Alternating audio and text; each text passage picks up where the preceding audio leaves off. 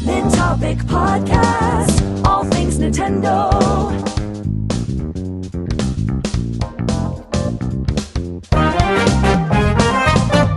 Yeah!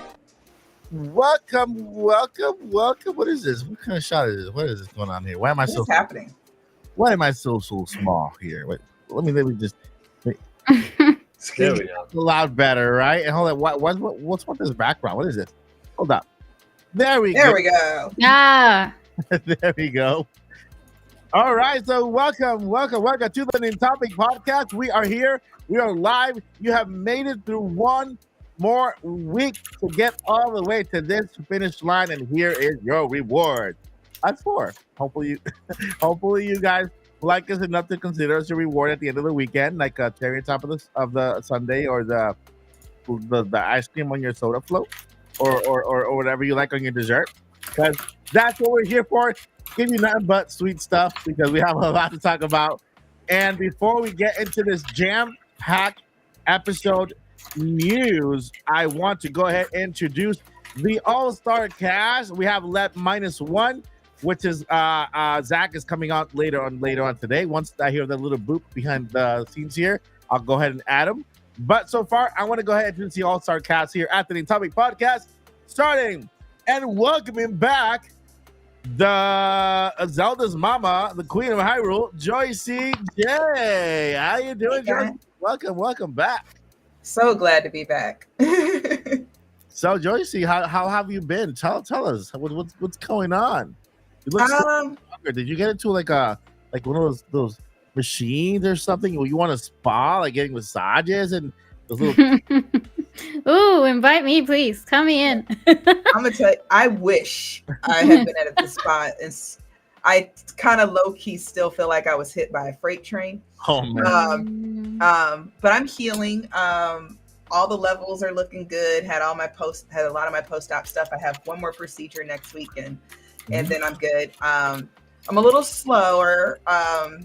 If you want to know the true age of your body, get surgery, a serious one, and then you'll find out like, oh, so I'm not Superwoman. Okay, I found that out.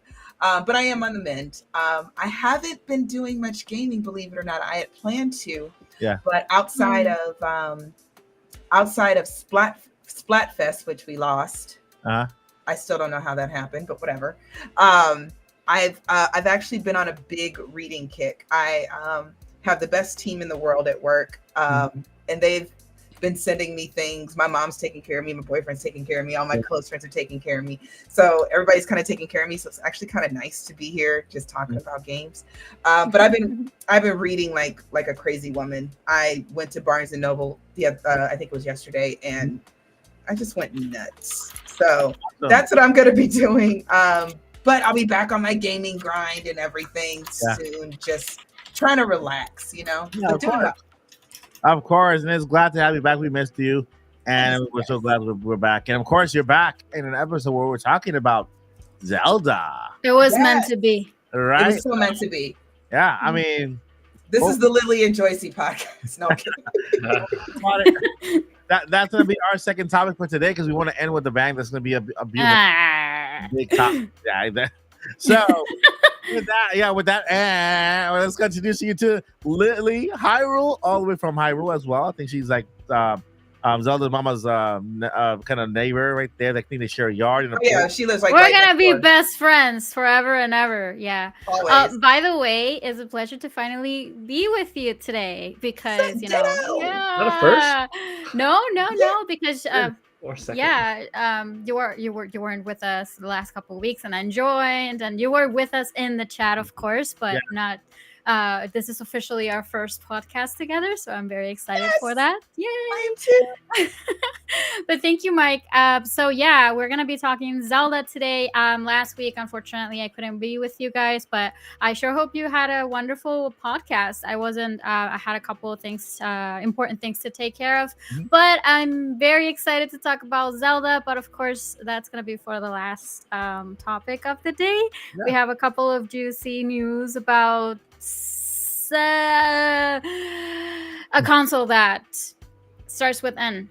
Yeah. as a Nintendo. But yeah, I think that's what I've been playing. I actually bought. I'm sorry, I feel bad about saying this on a Nintendo podcast, but I bought a bunch of PlayStation games like 2 days ago. No, I'm kidding. Hey, listen. I don't mean that. I don't feel bad. I logged into my PS5 and when I saw that like 75% off and whatever, I Yes. just clicked on it. yes. And so I bought a bunch of games, and I've been playing Monster Hunter Rise. That I did not finish. I haven't really beaten the game yet, so I've been playing that. And I started Fallout 4 because I just finished watching Fallout, the series, and I got a little bit hyped about it, and I want to go back and play Fallout.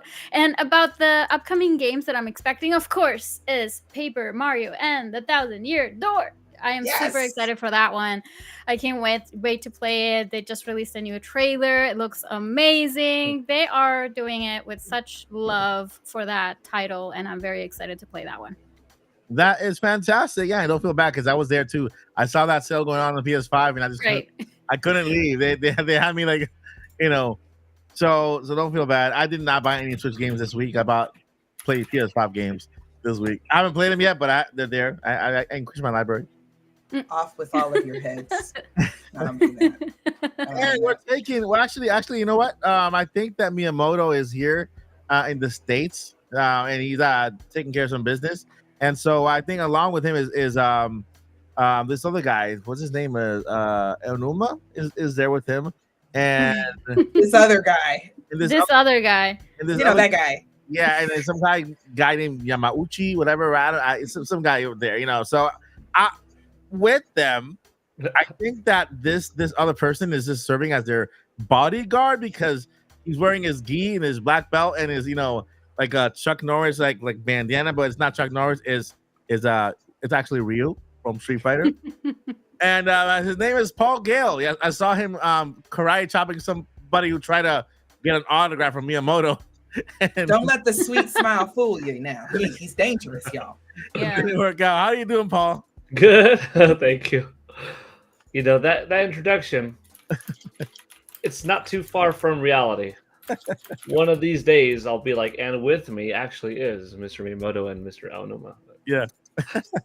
Yeah, you should invite him to a podcast. Like, totally. I think we can squeeze him in, right, Mike? Yeah, of course we can. Sure. I think we can have up to 12 people on the podcast. It's been a good week. What I've been playing actually kind of surprised me. Last week we talked about if we played or downloaded any of the games, the demos, I should say, or full games from the Nintendo Indie World presentation. And one of them that I downloaded then, but I didn't play till after our podcast, if I'm not mistaken, was that demo for Cat Quest 3. Yeah. And the demo was actually so good. Yeah. It's like if you like 2D Zelda games, I think Cat Quest 3 could be right up your alley. Okay. It's a little cute cat, and you've got a sword, and you've got magic, and you level up. So there are RPG-like elements, and there are different cosmetics like headbands and stuff like that add different elements. You've got magic powers and gun powers, and you could go on a little sailboat, kind of Wind Waker-esque, and fire at enemies. It has a little 2-player co-op mode for couch co-op. All of that really cool, cute little music, and then the demo is over. So I'm like, okay, that one has definitely shot up to my list of I'm pre-ordering that, and that's coming out this August. But then it made me think, like, wait a minute, I haven't played Cat Quest 1 or 2. Are there demos of those? And Nintendo Switch has a demo of Cat Quest 2, not a demo for the first, but for the second. And you can actually see going back, because I didn't play the original 2 titles, you could see the quality jump from the first to the second to the third, getting more and more ambitious. The art style, the gameplay mechanics, you could see that they started off with something solid back in 2017. It was like an October game in that Nintendo Switch first year. Yeah. And then probably, good reviews and successful money and returns led to a bigger second game. And then the third one has a significant jump forward. But I went ahead and bought Cat Quest 2 because the demo for it was good. I'm like, okay, I'm really looking forward to 3, but I'll play 2. Maybe I'll go back to 1 later on. I don't know how integral the story is, but yeah, if you're looking for a little 2D Zelda-like game, I guess I could recommend the demo for Cat Quest 3, and so far the game of Cat Quest 2. So that's been the new thing to playing this week. That's awesome. awesome. My kids like it too. That is awesome. Awesome news. It's awesome. Well, on my end, hi guys. I'm Mike Odyssey. I'm some dude here, just kind of, I just kind of broke in the podcast, and I'm sitting here now. Just no apparent reason, drinking Dr. Pepper. But we were talking about Nintendo. You just had to just kind of come over here. I just broke in. And welcome. So what have I played? I played a little bit of Final Fantasy, not remake, Rebirth. I didn't really do much. I just trained around the field. After that, I went over to Animal Crossing, kicked out a few villagers, got new ones. Still don't know what my island's gonna look like because it's still all natural. Got all my villagers already, all my like shops and stuff.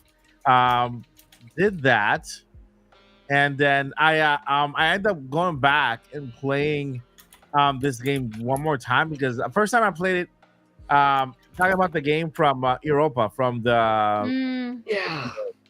And so I end up going back, and I wanted the first time I just wanted to play it from start to finish, just to see how long the demo is, and I'm just kind of listening along the way. But this time I went back to play from the beginning with more understanding, just kind of listening more towards the narrator and looking at the story, looking at the world.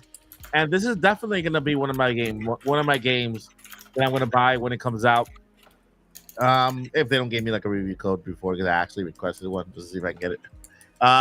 But definitely I actually love that demo a lot. I think this Europa game has a lot of potential.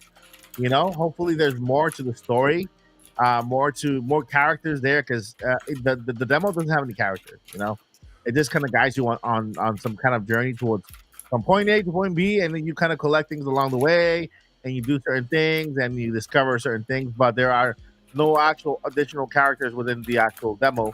Hopefully, we get more characters in the actual game. But yeah, that's what I've been doing, and just kind of doing a lot of research, a lot of research for news, because you know, as a gaming journalist, you know, I have a minor in journalism, right? I have a major in digital media, a minor in journalism, and so I have this. I'm very nosy, you know? So I have this thing of I want to look for the news instead of just kind of looking at somebody else's report and then repeating that. I actually want to discover things, right? And so, of course, that's why you guys always see that I do videos about patents. I do videos about little tweaks in here that I find here and there, right? And well, that's how we got the Zelda topic today. That's how we got the Zelda topic. Information that I got from behind the scenes that I also compared to my notes, and then I found out an update information over here that makes a big giant piece of news that is worthy of talking about, and it is awesome with the Legend of Zelda movie. But today has been a crazy day, my friends. It's been a day filled with crazy news that never stops coming. I mean, just now I'm looking at Video Games Chronicles. They just made another statement here, another completely different statement, kind of confirming a lot of other information that was said before. And so things are getting spicy. And I'm talking about Nintendo Switch 2. I'm going to put this question out there right before I start recapping everything so that we can go ahead and dive into this topic. I'm going to put this question out there, guys. What if Nintendo Switch 2 is really around the corner and is going to be not only shown, but also released this year? We're going to go ahead and take everything that has been out and see all the evidence out there to try to make the argument or the case or the whatever we find here in this news, the leakers, whatever, and try to see where we are, because it is looking very likely that the reason why we have nothing for the second half of the year and Nintendo just gives us an indie world and a partner showcase, and that's it. And they're fine with that. Right? They have their meeting on the 7th. We're only about a week, 2 weeks away from the meeting, or a week. Yeah, 2 weeks away from the meeting. And so I want to start out with the very first May 7th. Yeah, May 7th. I think so. Yeah. We're going to start off with the very first piece of information, and I'm going to tell you where it comes from, because this is where it comes from is actually very exciting. Okay. I don't know if you've heard. There's this company called MobilePad. Okay. I've talked about it on the channel. I've actually had sponsorships by them on the channel with their controllers. MobilePad makes controllers. They make peripheral. I always have trouble with that word. But they make controllers. They make cases for Nintendo Switch. They make accessories for Nintendo Switch.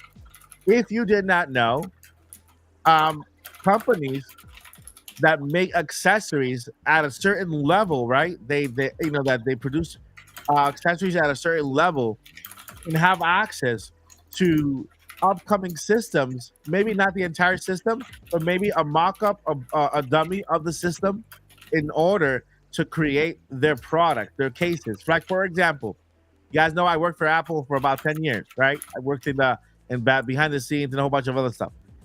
There were companies out there that had information about the iPhone 15 before it was out, because they needed to make the case that comes with it. Okay. And so Apple will provide these little mock-ups or these little dummy phones of the actual product with everything in the design, so that companies who make the accessories could make their accessories and launch alongside that product. And that's why when you see an iPhone 15 or 16 or an Android come out, then the accessory is always there next to it. You don't have to wait months for that case to come out afterwards. The case normally comes out right there with the accessory. Sometimes they leak ahead. Talking about leaks, MobilePad didn't just leak. They just completely told us everything regarding Nintendo Switch 2 and what they know about it. Okay, and so we're gonna go ahead. I'm gonna go ahead and share my screen here. I'm gonna go ahead and read here, and we're gonna go over these specs here. And you guys are gonna what do you guys think, crew? Should I go over? It's numbered 1 through 7, I think. Should I go over each one? Yeah. Yes. I think so. Like getting your opinions one by one, or all of them at the same time, and then getting your opinions. Let's go one by one, because I'm gonna forget at like 2 seconds. Okay, yeah, you're right. Okay, let's do one. What are we talking about again? Yeah. So let's do Where one. am I? Where am I? Oh no. Where am I? Let's do one opinion, like that, right? Okay, let's do that. Let me go ahead and share my screen here, and let me know if you guys can see that there. Yes, we can. Okay, awesome sauce. Let me see here real quick. Go back. Let me go back to my full screen, because I can't really read on that screen. All right, so we have here the company. The company is MobilePad. Okay. By the way, guys, if you want a controller, this is not sponsored or anything, but I have to stand by them, because I've never tasted. A little bit on my food. I've never tested any controller that is as close to the real thing, meaning as close to the Nintendo product as theirs, with every single feature Nintendo has in theirs, like all the rumbles and all the haptics and even the amiibo functionality. It's all there. Okay, so let's go ahead and talk about this. Take a look at this, my friends. Look how long it is. Look at everything shared. All right, I'm telling you. It says Nintendo Switch 2 Insider. Insider Insights show everything we know. Why would you do that? I don't know. They want to get dinged by Nintendo. Are you eagerly anticipating news about Nintendo's next generation Switch console? Thought through our partnership with Nintendo Supply Chain. Hello, we have acquired exclusive information about the Nintendo Switch 2, which we are pleased to share with you. Why would you do that, MobilePad? But thank you anyway. Number one, the Bluetooth chip of the Switch 2 still supports existing Joy-Cons and Pro controllers. Yay! So you don't have to buy any other controllers. If you have Joy-Cons in your house, you can use them as extra controllers, or even the Pro controller itself. Because why would they know this? Because they also sell controllers, and that's how they know this. Obviously. It says here after development machine testing. So basically, they've actually tested their controllers on the actual machine, and still features HD vibration, Alps dual axis linear motor. So basically, you know how you move your controller like that's kind of like balance or whatever. But the volume of the new Joy-Con motor will be smaller, and certainly our Shitu, whatever that is, Shitu and M6S HD controllers, that's like the brand, will remain fully compatible. So any controllers they currently have and they're selling are fully compatible with Nintendo Switch 2. Let me know your thoughts on number one, guys. Controller backwards compatibility is cool.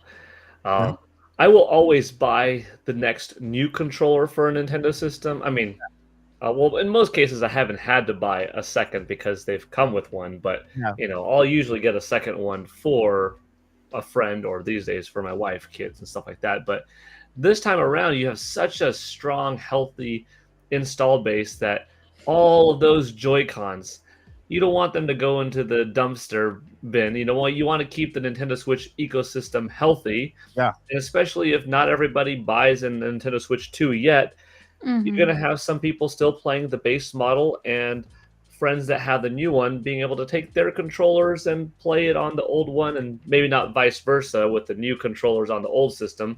Yeah. Your old controllers work with the new, and if you have the new, you can still bring that back for the old. You know what I'm saying? Yeah, that was boy, that was a jumbled mess. I don't know. Maybe this coffee kicked in a little bit too fast, but I think it's good.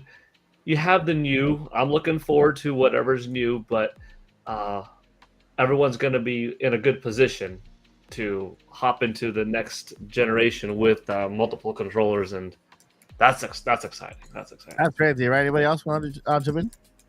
I agree with everything that Paul just said, honestly, because all the Joy-Cons that are already out there, different colors and everything like that, you definitely don't want to get rid of those. But I completely agree. I think it'd be great if there's backwards compatibility with the old Joy-Cons and the old Pro controllers. But then, they're going to give us new things that we might say, okay, well, now we want both. And it's okay if it doesn't go, if the new Joy-Cons don't go on the old Switch. Yeah. So in this case, sorry. Go ahead, Lilly. No, I just wanted to simply say you pretty much cover it. I think it's very exciting because, the Joy-Cons downside, as you know, it's the drift and everything that happens, right? But still, I have a lot of friends that have been asking me, hey, is it okay for me to buy a Nintendo Switch or not? And I keep telling, even though if we do get the Nintendo Switch this year, for example, there's still going to be a lot of people with the old consoles. So if we were to hang out and, hey, let's play whatever, Smash Brothers or Mario Kart, we're not going to be able to play. I'm going to say, I have the Nintendo Switch 2 and you can't use your Joy-Cons. No, you can actually. So that's going to be great. I mean, in terms of getting, everybody playing with everybody else. And I think it's going to be great. I think if that is true, that's going to be a great feature. Yeah, that's so we're all playing with power. Nintendo power. Yeah. I can see from a sales perspective that Nintendo might be in a good position that they're achieving two things. On the one hand, you could say that hurts their bottom line for selling new controllers because there's not as great of a need to buy it. However, it's very pro-consumer. But I could see one thing where it's going to still have a good amount of sales, and that is if the Joy-Cons are compatible, but not compatible to be slid on. So they'll be compatible via Bluetooth. So you could use the Joy-Cons independently or the Joy-Cons in the Joy-Con grip and play via Bluetooth with the Nintendo Switch while it's docked in the TV. Yeah. But the old Joy-Cons may not be able to slide on. Yeah. Or maybe there will be some kind of peripheral attachment that you then put the Joy-Cons in these things and then put those things on the side. So that might be too cumbersome for some. And like Joycey was saying and Lily was saying, there's still incentive to buy the new one because the new one is cool and it has different things and it's better and it's magnetic and it has a different kind of clicking sound and maybe a scroll wheel or the analog stick pressure. But, you give it too much fan accessibility and you're not going to sell new stuff. Not enough, and you're going to have worthless junk that people are going to be upset about. That's a fine line in between. You don't have to buy them, but for the convenience factor of going portable mode, you'll want to buy them because the older ones won't connect physically. I think that would be a good mixture. Those pictures look good, by the way. Yeah, these right here, these are the Mobile Pad M6, the one they're talking about that will be fully compatible moving forward with the Switch. And these are the same ones I have. I love these controllers. Mm-hmm. They come with their the piece on the bottom, like to put them together.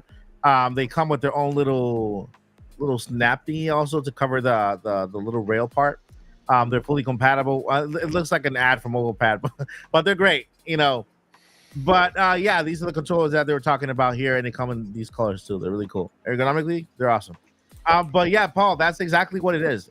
They're compatible in Bluetooth form only. Not that they are compatible when you attach them, because later on we'll find out more. But let's go ahead and move to number 2.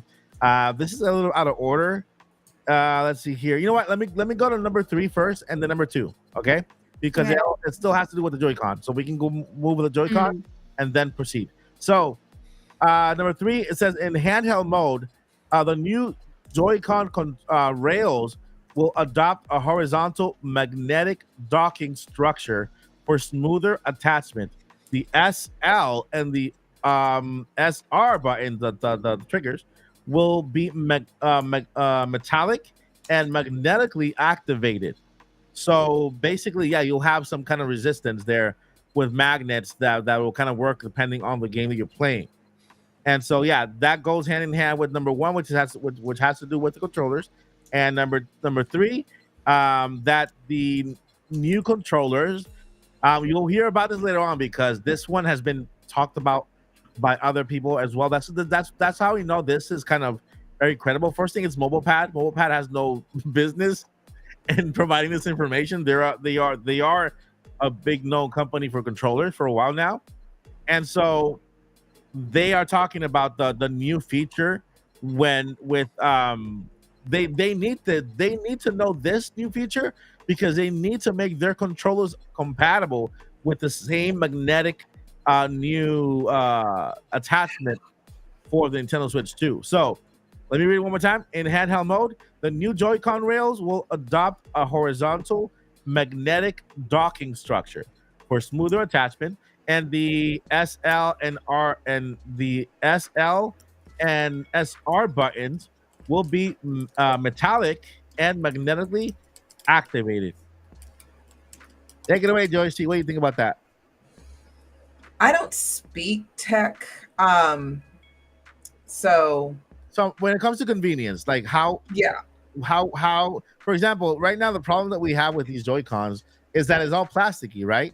Right. It's plasticky. So the part of the rail here, for a lot of people, it becomes like wobbly, and so when you put the Switch, kind of like you feel rattle, and even to a point where it actually breaks off because it's all plasticky. What's happening now is that there's a combination of metal and magnets instead of just so they can just kind of like maybe like attach like that, like instead of just kind of like with the rails.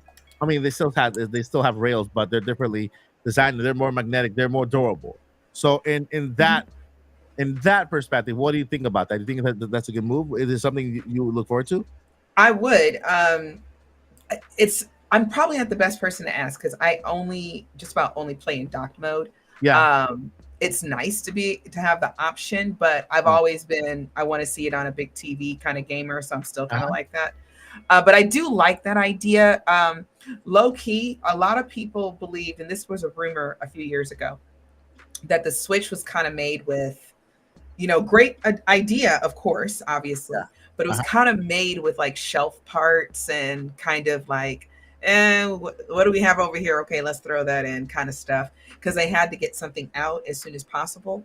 Yeah. Because games were ready, Wii U wasn't doing well, all that good stuff. Yeah. And now the new Switch is supposed to be kind of what they initially envisioned, with a couple of tweaks here and there. So I think this is one of the tweaks, because we've all been complaining about the regular Joy-Con since day one, whether it mostly drift, but then all those other little things that we're talking about, it's, and then sometimes it's even hard to get it to slide down on the Switch if you're not careful. Yeah. I agree. Yeah. That's a really, really good point. And what do you think about Lily? I am in the same boat as Joyce E. I don't really use the Switch handheld. One thing I can tell you is that it also has the triggers are going to be metallic. Okay, they're not going to be plastic anymore. And it's also going to be magnetically activated. So yeah, when you push it, you'll feel the resistance, like the force. When you're playing certain games. So what games do you think could these be good for? Like, for example, Splatoon. There you go. Yeah. And just to make, I don't know if anybody realizes this, but depending on what weapon you're using in Splatoon, you have some weapons that are a little bit more lightweight, some that are like heavy. And the HD rumble that's already on in the current Joy-Cons and in the Pro controller, you can feel it slightly. But I feel like the new Joy-Cons will give you a better feeling of that. So you kind of know what you're working with as you're moving your character around. And that's just one example. And like I said, that's Splatoon for me. So I'm not sure how it would work with other games as well. But for that one, yeah, that's cool. We already have the rumble part when something's shaking. We already have that. Rumble.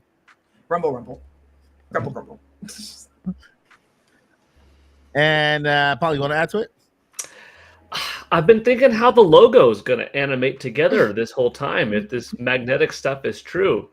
And I'm just picturing the base of the Nintendo Switch 2 in a similar form factor as the Nintendo Switch. And you're seeing this magnetized thing where it's here. And instead of the click, it's the Nintendo Switch solo. And then 2. Like the two Joy-Con get, magnetically, it's just a switch, and then off screen. So imagine the Switch 2 right here, and then off screen, the Joy-Cons snap on because they magnetically, and that's the 2 part. That's 2. That'd be cool. Yeah. I mean, I was just playing like if I look back at this video, I'm probably like this, and I'm probably doing little things with my hands because I'm just trying to see how would they animate that together, because it was such a important part and fun part of the strategy of the marketing that everybody got used to the click in the commercials and the sounds and the directs. Yeah. While you actually slide them on and off, on the Nintendo Switch itself, the colors coordinate with it. Everybody's used to that, and it was smart and satisfying feeling, and they wanted to make a satisfying noise to accompany it, and the logo and everything was beautiful. It was like a lot of thought went into it. So yeah, makes sense. That's awesome. And I like to. I was also trying to think of, are there other words for magnets? Nintendo Switch Magneto, but that'd be kind of cool. Or a metal that is highly magnetic, like iron or cobalt or nickel. That Nintendo Switch Cobalt. The word attach is just like coming back to me again. I don't like it, but it makes sense now. Attach. So it does make sense. I was thinking the same thing. Nintendo Switch Connected. And I hate that name. Yeah, me too. I'm like, oh man. I mean, it attaches like in a certain way. So, all right. So let's get out of the attached mind frame. We have number 2, which is I think one of the most exciting features that everyone wants to see. Okay, directly from MobilePad. I got to remind you, this is MobilePad. This is not a leaker. They're not a leaking company. They're a controller company who spoke about their experience. They just laid it out. Okay. Number 2 says, the cartridge slot on the Nintendo Switch will support backwards compatibility with existing Switch game cards. Both physical and digital. However, new game cards designed for Switch 2 will not be compatible with the original console, which is obviously that's what I've kind of wanted already. Mhm. Yeah, Nintendo Switch games, the library that you have, a lot of people have hundreds of games, either digital or physical. They're compatible with Switch 2. I'll give this to Paul. Backwards compatibility is a huge plus. It's going to keep the Nintendo Switch library happy and exciting, and it's going to keep the sales of Nintendo Switch games thriving for longer because nobody has all 5,000 titles on that system, and they're going to continue to sell, and that's important. Obviously, not being backwards compatible in those regards, that's not going to be a thing because that just doesn't happen. So it's smart. Personally, though, even though this was a wanted feature for me, it was never a deal breaker because that's what multiple HDMI ports are. I mean, back in the day, I had my NES, N64, Super Nintendo, GameCube, PS2, Xbox, Wii, everything hooked up to one TV. They're all just daisy chained around by RF cables that went into each other, a couple of them on the stereo. So if I had to have my Nintendo Switch and my Nintendo Switch 2 occupying two different HDMI ports because it wasn't backwards compatible, so be it. If I had to take this portable system and have one portable system here and one portable system here to play, so be it. So that wasn't a deal breaker for me, but it is quite nice, and it does help out a lot of people, and it does allow people to trade in their old systems too. You know what I mean? And and they'll be playing, accessing their old library.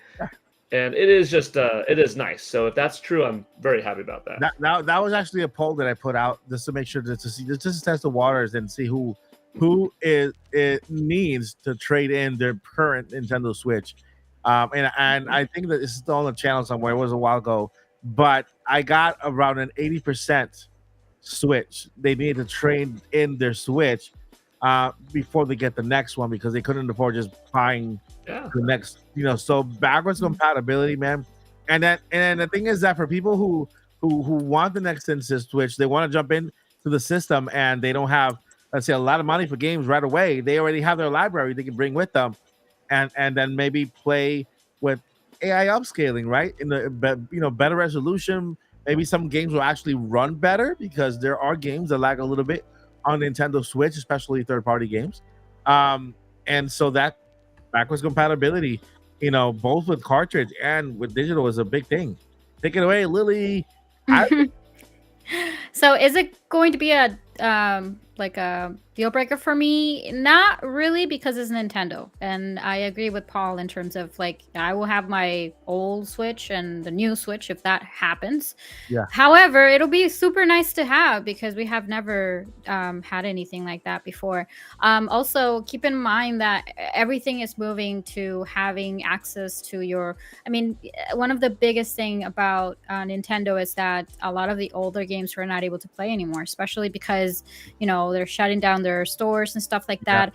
And I believe that it has something to do with this. In nowadays, we can play any older games on any other console. So Nintendo has to step up, and they really have to give us something so that we can have access to all the library and everything that we have in our hands. That's why we have the NSO. I know a lot of people are still struggling and deciding whether if they want to pay the membership or not. I understand when they say oh, I bought the game on the virtual console, now I don't have it, etc. I understand where they're coming from, but I feel like we are leaning towards that. If this is true, this is definitely going to be a great feature. And also all the other Nintendo Switch out there, because there still are Nintendo Switch out there. They're going to be keep selling, of course. And so a lot of people will get their Nintendo Switch. So I feel like business-wise, that could be a great move for them to start with that. So yeah, that'll be great. Yeah. I agree. Josie? I want to read something that Zach has put in the chat. Zach is having technical difficulties. That's the only reason why he's not here. But dude, we so miss you. But he made a good point. He said, I think that it's very important to note that MobaPad did not get any of this info from Nintendo, is they aren't a licensed partner like Power A. That's not to say this is incredible. MobilePad even opened their statement letting us know that this info came from a partner in the Switch supply chain, meaning that MobilePad got this info from another company. Chat jumped. From another company who makes parts and chips for the Switch. So while I fully believe this info is 100% valid, that doesn't mean this is everything new about the Switch. So then, not mentioning anything about 4K upscaling. Listen, I agree with this, but we did say here, Nintendo's our partner with Nintendo supply chain. So I feel like that. I don't want to be negative, but it's already been stated through our partner in supply chain. So you know what I mean? I just wanted to read it because I know he really wants to be here. But there's some credibility behind MobilePad, just not just because it's MobilePad and because they're not, let's say, directly connected with Nintendo. Although I believe, as I've working for Apple for 10 years and working with companies that have to have contact with things, MobilePad does have some sort of access. They need access as an accessory company, and it doesn't matter what type of company you are, whether small or big.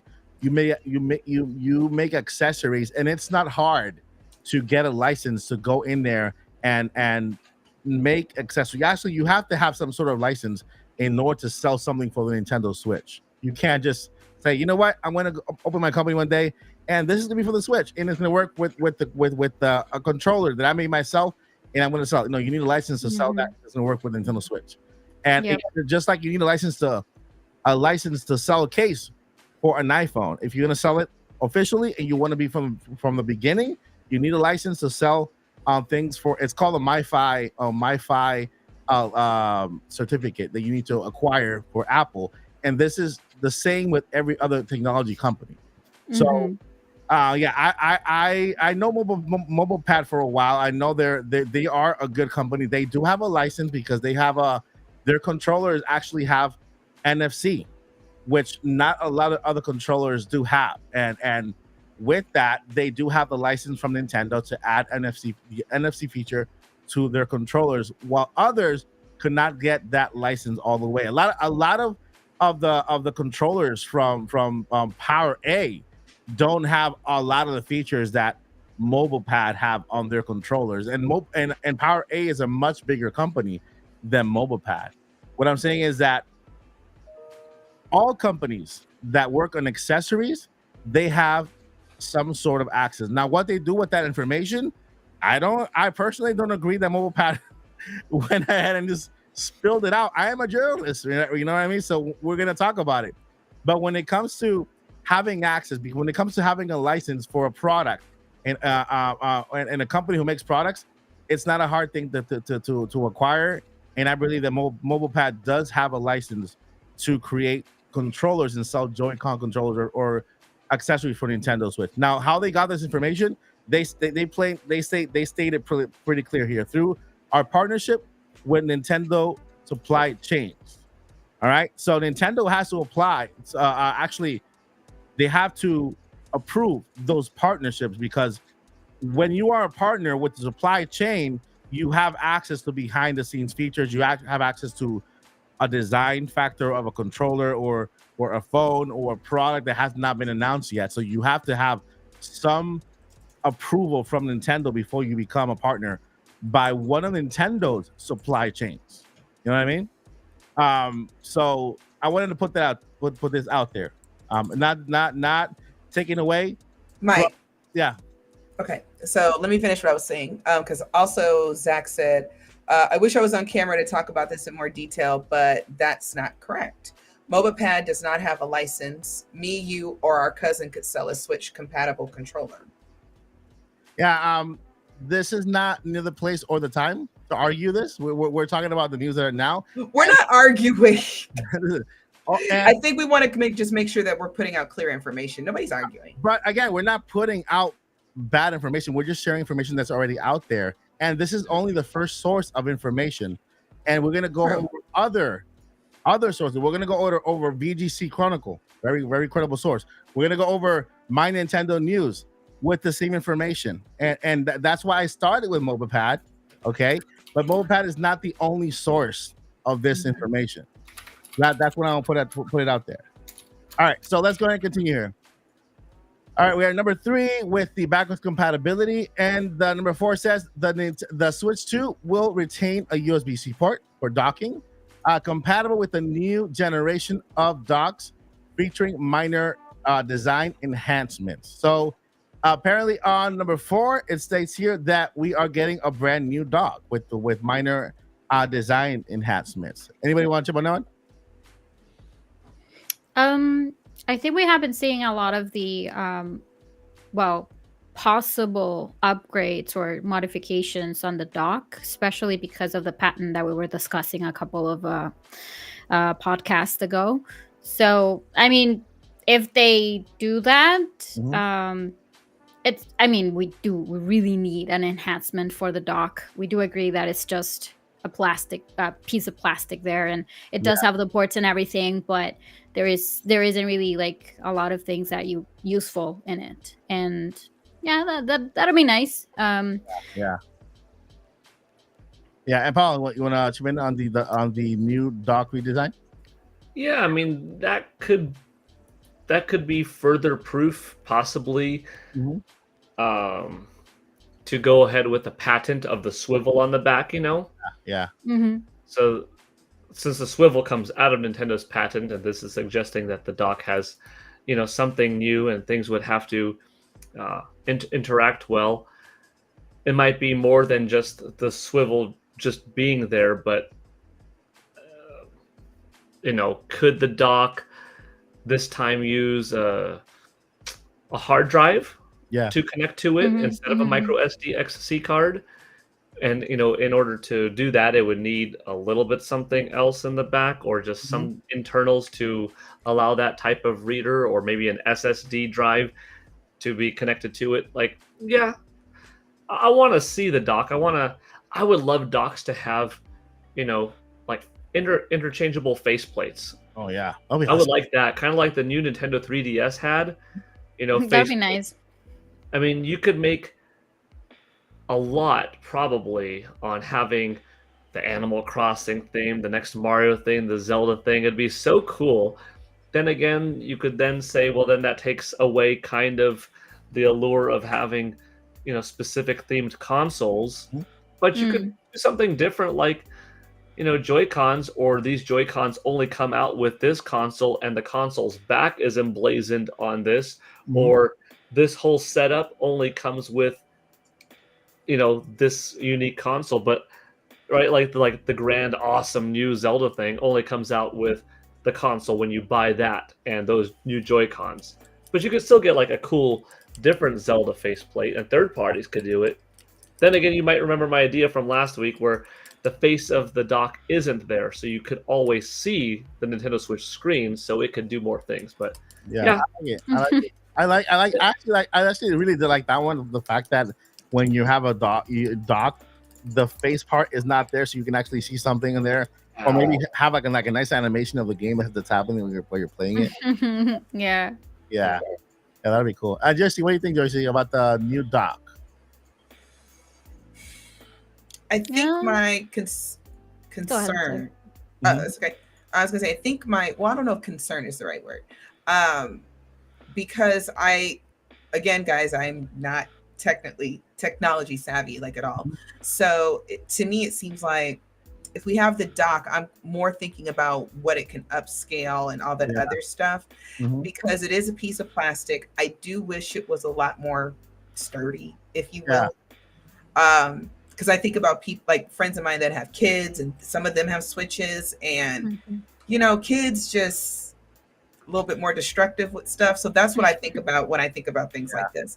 But as far as having the USB port, I think that just makes sense. That's just about that's what everybody has now. My phone has like USB. So that all of that makes sense. But I'm really trying to think about it says that there's going to be compatible with the new generation of docks. I'm not sure what that means. Like, so just switch to docks, or are they going to start selling docks that are compatible with the new Switch that do different things? Like what's happening? I think that the Switch 2 dock, that particular dock is only going to be Mhm. compatible with the Switch 2. I think that's what they're saying there. Then I think if the number 5 also kind of goes on the docking. I think it goes with what you're saying, Jersey, about the build quality. It says the redesigned dock will include a metal damping bracket for improved angle adjustments. I don't know what that means. Like an angle adjustment. Could be the angle related to the swivel in the back. Mm-hmm. Oh, okay. Yeah, you're right. You're right. And magnetic parts are actually good because I remember some early stories of people putting on the Joy-Cons wrong. Yeah. And that gliding rail becoming pretty difficult to come off and people kind of scratching it and stuff like that. And you kind of can't mess up with a magnet. I mean, you could put the magnet on backwards and it's just going to go off. Or if you put it on the other one, well, that's not going to quite work. You're going to have to hold it weird. So yeah, magnet is less moving parts and could be, more of a solid unit. And if the back has any kind of magnetic thing, that's also one less thing to click in and click off that you're just attaching off. Yeah. So better, longer lasting parts. And we were also talking about, when we were looking at the patent, about the swivel, is that the main purpose of being able to rotate that part is for you to be able to connect the cables on the right or the left side, right? Yeah. So that's another thing that that could improve, and that we saw in the patent that we were discussing. So that actually makes sense when you pair it up with this information, right? It does make sense. And then let's see here, the last one, number 6, the screen will be upgraded to 1080p. That is basically that's been out there for a long time. Resolution and slightly larger dimensions.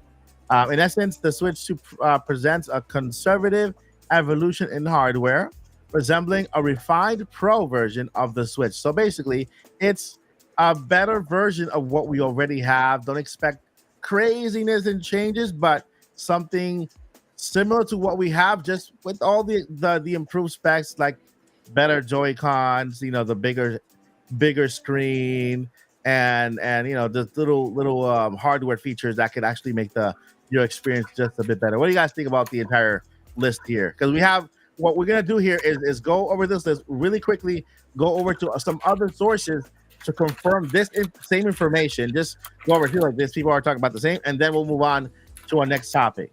So what do you guys think about all the information here?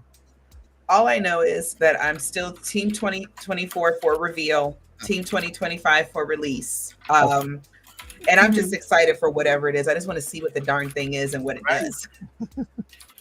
Yeah. How about you, Paul?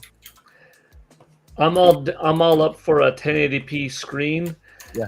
I know some people have their qualms of the more power you have, the better the screen looks, the more it's going to drain the battery. But don't worry about the battery so much. Battery, you could always have a pack.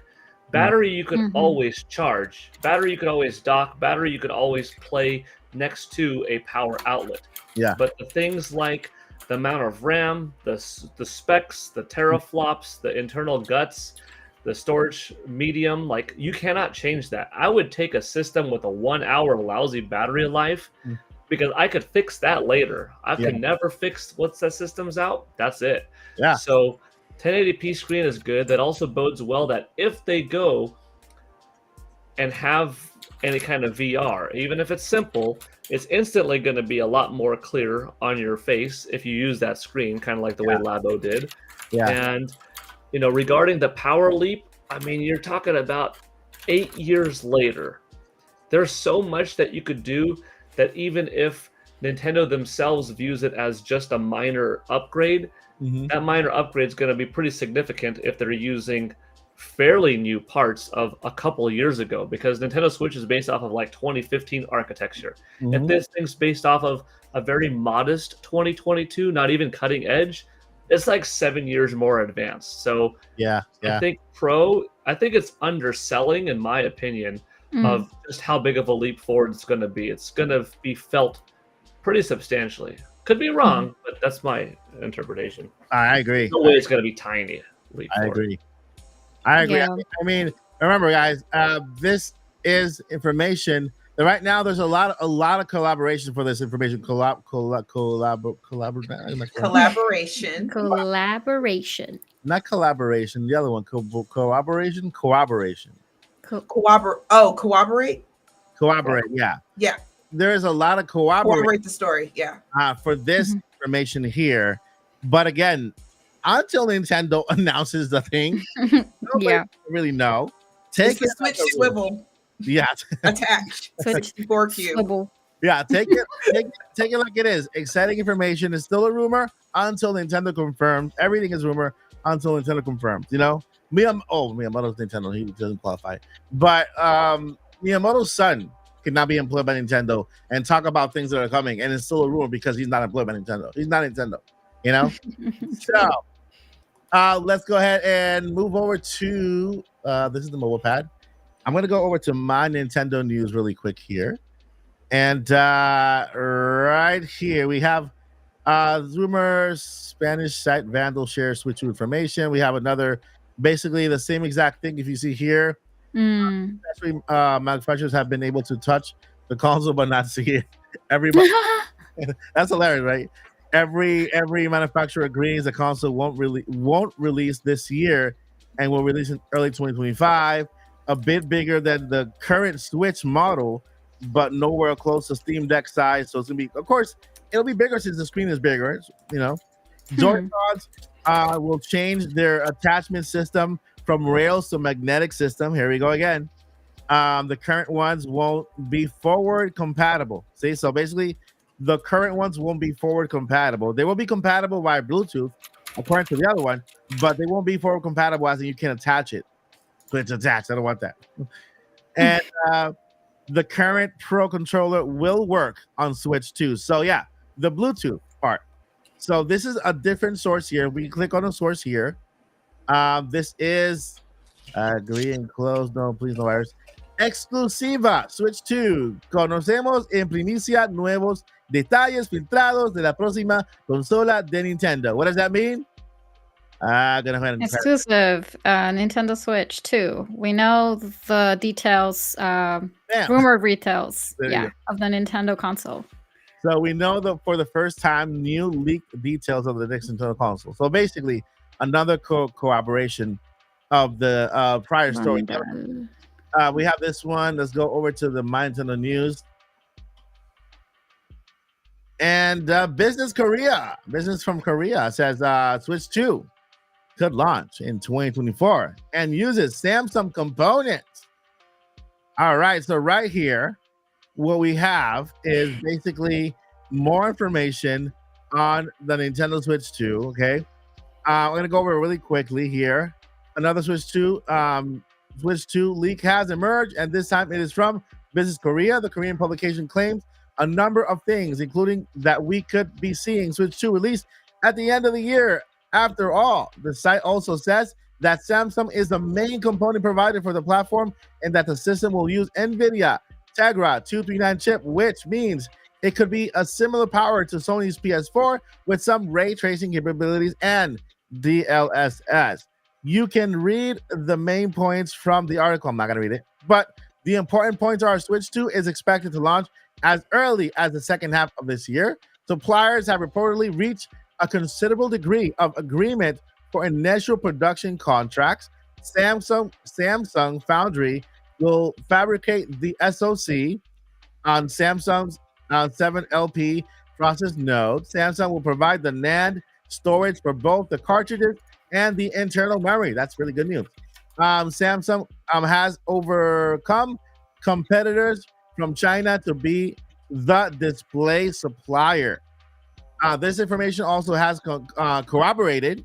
Okay, this is corroborated by OREXDA, primarily a leaker for Samsung Electronics. So basically, I know this guy. This guy has a really good track record when it comes to Samsung Electronic leaks, and it has been corroborated by this person here. Nintendo Switch 2 is expected to launch as early as the second half of this year. Rumor, significant contracts have already been. Basically, this is the corroboration by OREXDA, and this is right here. So this is what they're talking about here. All right. So that's another corroboration. There are many more corroborations for the Nintendo Switch 2, but if more come, we'll touch on it on the next podcast because we have another episode. First things first. I want to get you guys' opinion on this title. Business Korea Switch 2 could launch 2024. What do you guys think? It's possible.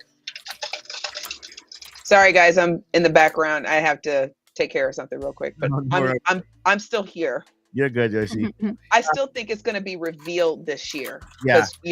And then they'll do something. So they'll either do some discounts on games or something for the holiday season. But Switch, Nintendo knows Switch itself is on, as far as sales are concerned. They're not bad for the year that we're in. They're not bad at all, but they are down on the downturn. So they're either gonna take a risk at holiday and just say, look, we're gonna reveal this thing, and we get sales, great. If we don't, fine. But if they announce it and say that it's backwards compatible, that's a perfect time to put a slash on their games. Yeah. Although the last 4 weeks in a row now, Nintendo Switch has been outselling its 2023 self in Japan. Well, now there we go. Japan, but pretty impressive. That's a good metric. Little good note. I only think oh my god, I'm having a brain fart. Huh? What's wrong? What you looking for? I'm looking for Miss Lilly here. Yeah, she's right there. Yeah. I'm here. I was going to tell you Hyrule Lily. It's not Hyrule Lily. It's Lilly Hyrule. That's why. Yeah. Okay. I mean, if a lot of things are getting out there, and there's a huge gap with Nintendo releases and everything. I mean, they could potentially just go with it, right? Yeah. It's almost like when you see like a new trailer that got leaked, right? They go ahead and announce it right away. That being said, I don't really think, like, I don't believe that they have it ready yet. They're still working on it. But they definitely have to give us something, at least like a teaser or something. Like, hey, this is coming, this is happening. But I don't know. I mean, we won't know until we can hear it directly from the official source, that is Nintendo, right? I feel like also a lot of websites and sources are going to be sharing a lot of information about this, because this is the hype. This is how excited we are to hear something from it. And we haven't heard anything for a very long time. So, but honestly, I will go 50-50. I will go 50% that it could be this year, another 50 chance that it's going to be next year. So I'm going to go with 50-50. We got to hit on our next topic. Yeah, we are right now. We got to give the people what they came for. That's why I turned it out there, so we can go ahead and jump, because this topic this one is pretty exciting, because it has to do. All right, so for those of you who do not know, you know what? I should let Lily and Joycey. All right, thank you, Mike. Thank you, Paul. You can leave now. Yeah, we got this. No, I'm kidding. Paul's actually a very big Zelda fan too. Yeah, he is. Yeah. All right, so quick recap. If you guys didn't know, last year around the month of October to November, Miyamoto took to Twitter and made a huge announcement. All right, and he stated, "Hey guys, what's up? Don't forget to hit like, subscribe, all that stuff." He goes to everybody. Yeah. He goes, so I have a huge announcement to make. I've been working along with Avita Ron, he's Avita Ron Productions, on a live action movie of the Legend of Zelda movie. Okay. Now he also mentioned that they've been working on this for 10 years. So while we were all arguing whether we get animated or live action, he knew this for 10 years. He's like, nope, not happening. I'll let them argue. We're getting a live action movie. And so this was back in November of 2023 where they announced it. Where now we are in April of 2026, right? And so with that came more announcements. Avita Rod, by the way, is the one responsible for the majority, or if not a lot, the majority of the good Marvel Cinematic Movie Universe, the good side, the one before before, I think it's still okay, but when it was good, right? The one with Dan is the what do you call that? The Infinity Saga. Is that what it's called? Infinity Saga, along with the Spider-Man movies with Tom Holland. Okay, and so he was with Avid Productions and Sony. He worked closely on those films. Now you can also look at IMDb and look at his page to see what else he's worked on. But he's worked on that, and then also some from out of left field or like from out of nowhere, like Randy Orton with one of what he does. He said, "Oh yeah, and Sony is producing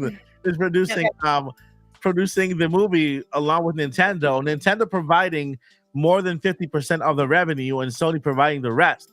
So it's like when we have PlayStation people fighting with Nintendo people over here. Here's Nintendo and Sony behind the scenes, just high-fiving each other and just like fist butting, and just having lunch and everything. And so they made that announcement, and so far that's all we knew, right? That's everything we had so far. Well, it looks like Nintendo and Sony, and there's been a big update on the IMDb website, which is let me tell you about IMDb. IMDb is where you find movies, you find actors, and you find the movies they've been working on and what they're going to currently work on. There's a misconception out there that IMDb is as loose as Wiki. No, it's not. IMDb is tighter than WikiLeaks.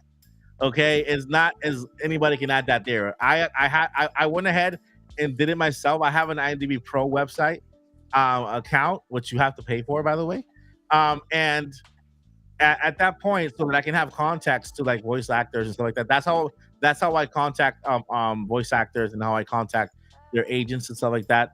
And I'm like, you know what? I'm gonna do something. I created a fictitious movie, right? I'm like, Super Mario meets Zelda, whatever, a movie. And I attached a whole bunch of actors to it, like Chris Pratt as Zelda. I did a whole bunch of I did like the biggest crazy movies you can never do, right? I press send. I'm like, is it gonna go through? I might as well upload some pictures too. Like I did the whole thing. AI generated. Did the whole thing. Right. Okay. So I'm like, it didn't go through right away. I got an email later on saying, I'm sorry, this is denied. Okay, so it's filtered. We know it's being regulated. Yeah, they denied it. They denied my post, my link, whatever. I tried adding myself to a movie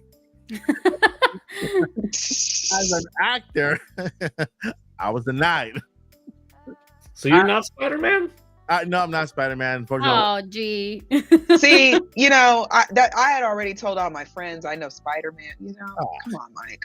Dang it. I tried. What? I even tried adding myself as an extra. Come on, please. Let me just be an extra. No. Oh, come on. Just use my script. I did it right. I promise. You can't use yourself as an extra. Now, you can create. You have to have an IMDb Pro and create a page for an entirely new movie, which you have to provide proof and documentation that you are a part of that movie, or that you are the producer, the director, or some sort of thing, right? And so it is a very well guarded website there. There's a new update to the website. Let me go ahead and go over the IMDb page here, because it's exciting, looking at things for The Legend of Zelda. Actually, let me go to IMDb Pro. IMDb Pro.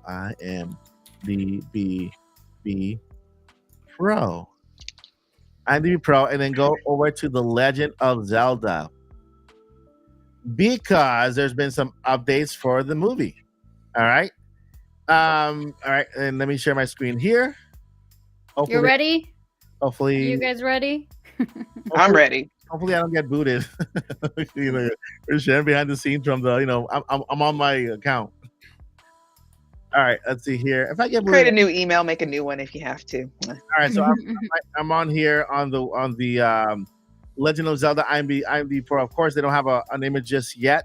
You guys see everything there? Good. Yes, we can see it. it. So, The Legend of Zelda, action, adventure, fantasy. Okay, The director is Wes Ball. If you just to give you guys some good news off the back, I'm gonna go over to his X account. Twitter. Well, X, yeah. Or his Twix account. Twitter. It's Twitter. So listen, next month, Planet of the Apes comes out. Okay, Planet of the Apes, right? Is that it? Is that it? Yeah, Planet of the. Yeah, it's coming out next month. What if the movie's coming out next month? What does that mean? It's done, right? He's free to work on Zelda. Look at finishing Planet of the Apes soon to explore Hyrule. All right, freaking cool. When he wrote that, he was still working on Planet of the Apes. Okay, he's done with Planet of the Apes. Right now, all we're waiting for to hear from the Zelda movie is the premiere. Red carpet premiere. That's when the premiere happens, on the red carpet premiere. After that, it's open field. We're going to be hearing about the production straight from Wes Ball. He's very active on social media about things he's working on. I don't know how Nintendo's going to take that, but very active. The movie's out there. You know, when it comes to video games and movies, it's very different, right? We see the scenes, little clips here and there. We see costumes sometimes. We're going to be seeing stuff, you know? It's not like video games that all we get is rumors. We actually have the director with his own page, but by the way, go follow him, Wes Ball, and you'll see stuff from The Legend of Zelda there. So, guess what? He's a fan. He is a fan. That's a good thing. He is a fan, and so he is the director. The writer is Derek Connolly. I don't know much about Derek Connolly, but we can go ahead and look at his IMDb page and see that he worked in Jurassic World Dominion. He worked at Pokemon Detective Pikachu. I love that movie. Great movie. You know? And so he's super young, man. He's super young. Jurassic World and Safety Not Guaranteed. And he has a whole bunch of, he has awards. He won an award for something. You know, he also worked on Kong Island, King Kong movie, which is pretty cool. That's a good movie. Great movie. Right?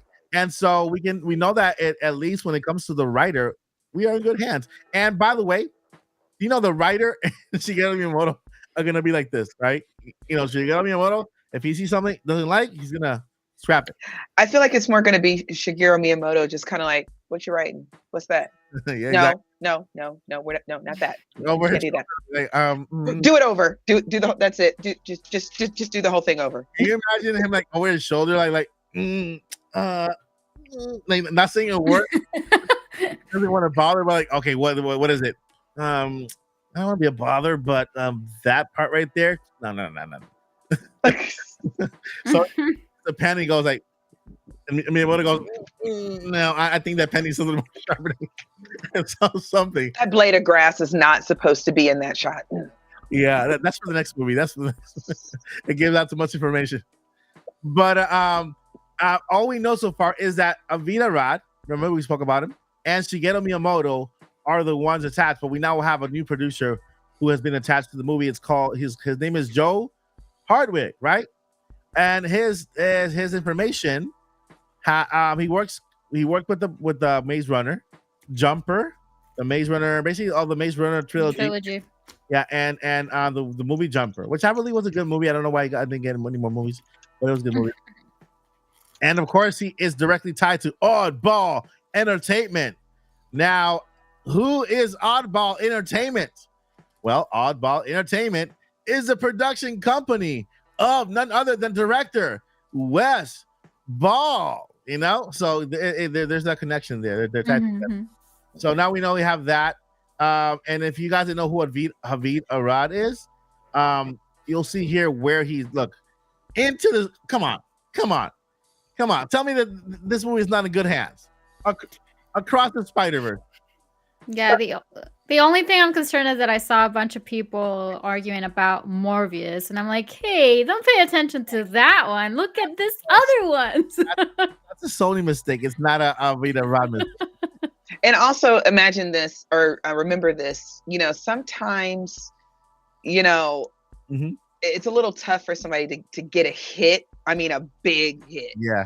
I always think about the Back to the Future movies, how many times the directors were and the writers were told no before somebody took a chance on them. And it's all these years later, and it's still like such a major cult classic. It was a huge blockbuster at its time. So it could be a minute before somebody gets that crazy big hit, and but here's the good news. When it's I'm going to trust their process, because as a huge fan of the series and a writer, I tell you guys all the time, I wrote my own script, I have my own story. There is a way to write a very, very good script for the newcomers, the people who've never heard of Zelda, the people who've only played maybe 1 or 2 games and they're not as familiar with it anymore. There is a ton of source material. There is a ton of lore. Think of all of our favorite Zelda YouTubers who are mainly lore channels, and they talk about the lore. They connect all kind of different dots. They break down the timeline, all these different things. This guy has so much that he could draw from, that I don't think it's going to just be one movie. I don't think it's going to just be a one-time one-off or anything like that. If they do it well, it's going to keep going for several years to come. So I'm just excited. I'm very excited to see what they come up with. And I even wonder if I'm going to be able to take off my writer and my critical thinking cap so I can just sit back and enjoy it. Otherwise, I'll be sitting in the theater like, nope, that's not how that's supposed to go. You got this wrong. You got that. No, I want to be able to, I hope I can just enjoy what is presented to me, because I'm very excited. Very excited to see what they come up with. You just said something very, very, very genius right there. Okay, and it kind of makes I'm doing smart things. it kind of makes sense with why they chose who they chose. If you know, Alvaro has been involved in the Marvel universe, right? So he has a whole bunch of sequels under his belt, right? The entire Infinity Saga, right? Every movie within that, across the Spider-Verse, the Spider-Man trilogy is all under his verse, right? And not his verse, and under his belt. Wes Ball, right? If you look at Wes Ball, he has the Maze Runner trilogy under his belt. Another person who has worked on more than one movie in a trilogy, right? Joel Hartwick, the same exact thing, right? They worked on trilogies, and so it makes sense that they put this group together, because they're not only thinking of one Zelda movie.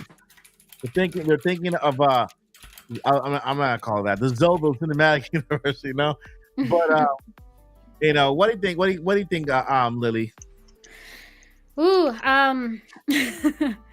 I'm very, very nervous, I have to say. Don't be scared. Don't be scared.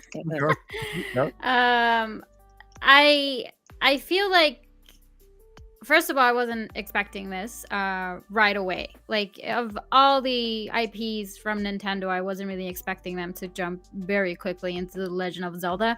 But I feel that they want to do that because, of course, we're going to get a Nintendo Cinematic Universe. We're going to get more Nintendo movies and more Nintendo adaptations. And being a live action makes me a bit nervous, especially because of Link. We know that he doesn't talk. Well, he does. He does, but we are Link, right? We are the hero. So he talks through us, basically. But that will pretty much mean that we're gonna listen to Link for the first time. But that also means that Nintendo will bring more and more and more IPs. So I'm hoping for a Metroid movie.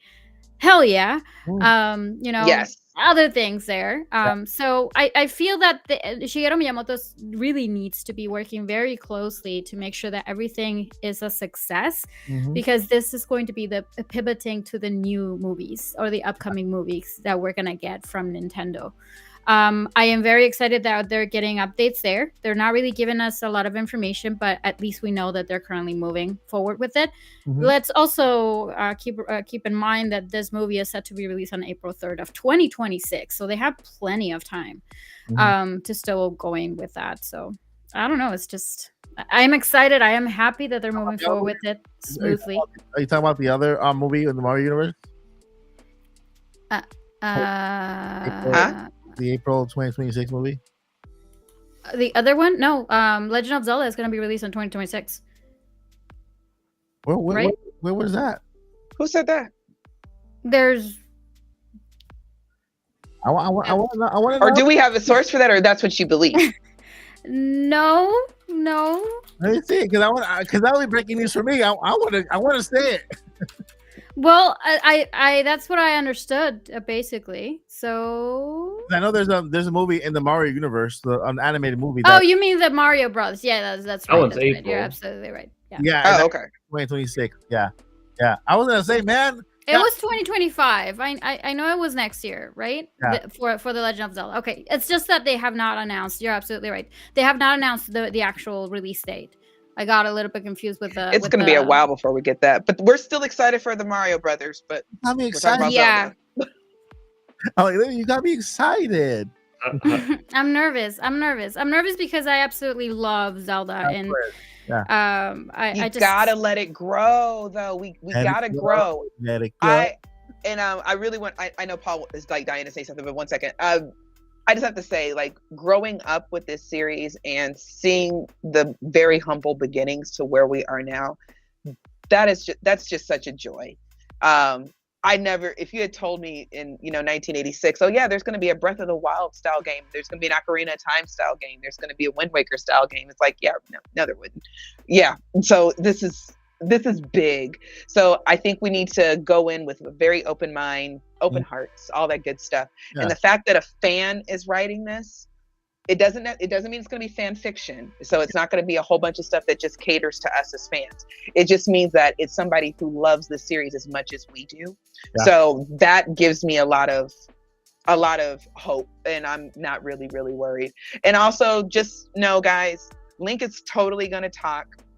It's very, very possible. Doesn't mean he has to talk every 2 seconds, but he's going to talk, of course, because it's not going to make total sense if he doesn't, unless they were just making a series just for Zelda fans and it was only available through Switch or something like that. Mm-hmm. That would be the only way that would make sense. Yeah, and I feel because with the Super Mario Brothers movie, pretty much they kind of set the bar there, and I'm pretty sure and I'm confident that Shigeru Miyamoto is going to do an amazing job with Legend of Zelda as well. But it's just, I do want to trust the process. I don't want to have my high expectations either. I just want to enjoy the movie. And there are a lot of adaptations out there that they were great. And we are in a post Lord of the Rings world. We're in a post Game of Thrones world. Yeah, for sure. So when you think about, I think about what HBO did with Game of Thrones. Yes, I know we can argue about where certain parts of the story went wrong, but overall, that was a time. Okay, that was when social media was fun, and everybody collectively got together on Sunday nights to watch Game of Thrones. If I think about what they could do with an HBO budget, but we're playing with Nintendo money. We're playing with Sony money. Money's a good thing in this case. Okay. So we're going to get if there's going to be CGI, we're going to get top CGI. We're going to get top tier battle scenes, top tier fighting, top tier action, fantasy, romance. We're probably going to get those darker themes that we've been begging for since Majora's Mask, more obviously dark, not just you can interpret it as dark. We're going to get we're going to get all the things. And of course, but I will say this, one thing that is going to be for certain, when the story's over, the hero wins. Okay, spoiler alert, the hero wins. Okay, if he doesn't, that definitely means we're getting a sequel. Dark time. But to add to what Joyce was saying, let me read this to you. It says it's going. This is Ball talking. Okay, what's Ball, the director? It's gonna be awesome. Ball promises. My whole life has led up to this moment. That's yes. Okay, I grew up on Zelda, and it is the most important property. I think that's untapped IP, if you will. So we very much are working hard to do something. We're not just trying to do it because we can. We want to make something really special. Ball is speaking to EW from the. Oh, that's EW interview. Nice. From New Zealand, where he is currently overseeing. This is an old interview, by the way. He was still overseeing the production of Kingdom Planet of the Apes. out May 24th. Go watch it in theaters. The first entry into the science fiction franchise. Matt Reeves, blah, blah, blah, blah, blah. He says, we're working on a script, and whether it's the next one or not, it's hard to say exactly, he explains, but certainly the plan is after Apes is done to have a little bit of rest time. Yeah, he needs to rest, right? And then dive into Zelda and hopefully give fans what they are hoping for and also invite new people in, right? So that's important. Give fans what they're hoping for and invite new people in. So don't expect this to be a crazy deep into lore kind of movie just yet. This is an introduction to the Legend of Zelda for us and for the mainstream audience as well, because what we want to get out of this movie is more fans to join the franchise. And that's what the Mario movie did. That it made Mario even bigger than you thought it was going to be. If you thought he couldn't get bigger, he did. I think Nintendo's desire to introduce people to this world that's been around for 40 years. Since I could never even hope to have the chance to direct it, the next big mocap Avatar like movie should be him. This is him in 2010. Okay, this is his tweet. He's like, since I could. They actually went through all his tweets to find that. Yeah. Twitter is better than the FBI. Yeah. So they can find anything, anybody. Mm-hmm. Yeah. And so it's crazy, right? Since 2010, Wes has been after the Legend of Zelda. All right. Now he finally has it in his hands. And I believe that he's gonna do a great. I'm like Josie. I'm gonna put all my faith in there. I know Miyamoto's behind it too. Miyamoto's is very overprotected with his baby, Yeah. I think it's gonna be awesome. I think we have more updates here. Look at all this entire page has been updated because so far we only had Arad Productions and Sony Pictures. But now Columbia Pictures, which is still part of Sony, was added. We have Nintendo Company, we have Nintendo JP, we have Oddball Entertainment, which is Wes Ball's production company. We have Sony Pictures Animation. So you know there's gonna be some animated CGI. CGI. Yeah. I mean, how else are they gonna how else are we gonna fight Star-Lord? Mike, you haven't met Star-Lord yet, but he's a great boss in Twilight Princess. You'll meet him. Okay. And so I'm gonna stay closer to home and say Gorons.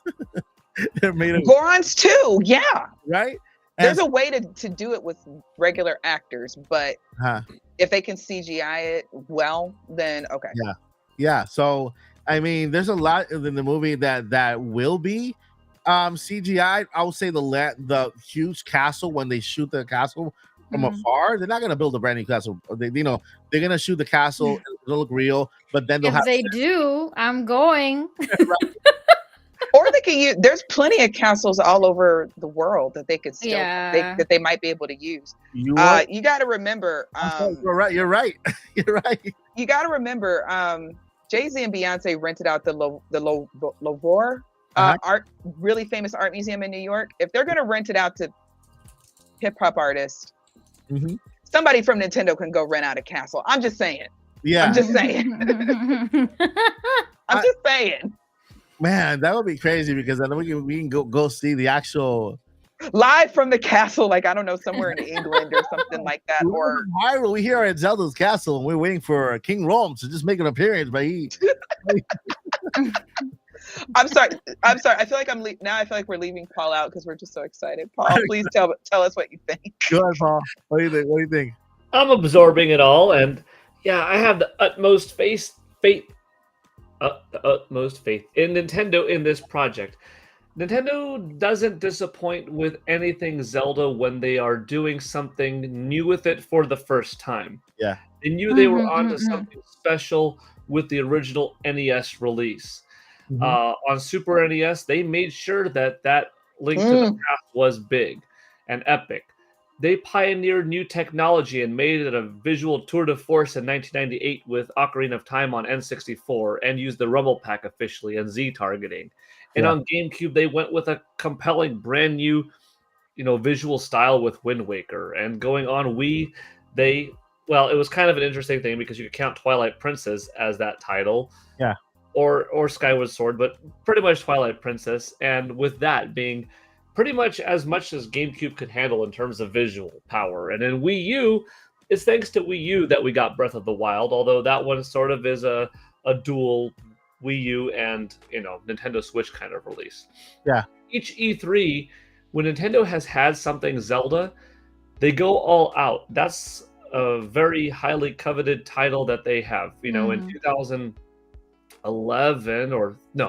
2013, yeah, I believe they had a beautiful King of Red Lions boat that I got to stand on and interview Conan O'Brien, who was also there doing his like video game kind of fun stuff, and ask him, what do you think of Nintendo's booth? What do you think of the Wind Waker? And it's kind of known that he's not a big gamer personally, but he likes gaming and he has his own kind of fun gaming segments and stuff like that. But that's just a fun little aside because I remember it from that show. But this beautiful life-size King of Red Lions ship that you got to be on and dress up as Link and be a part of it, and it looks stunning.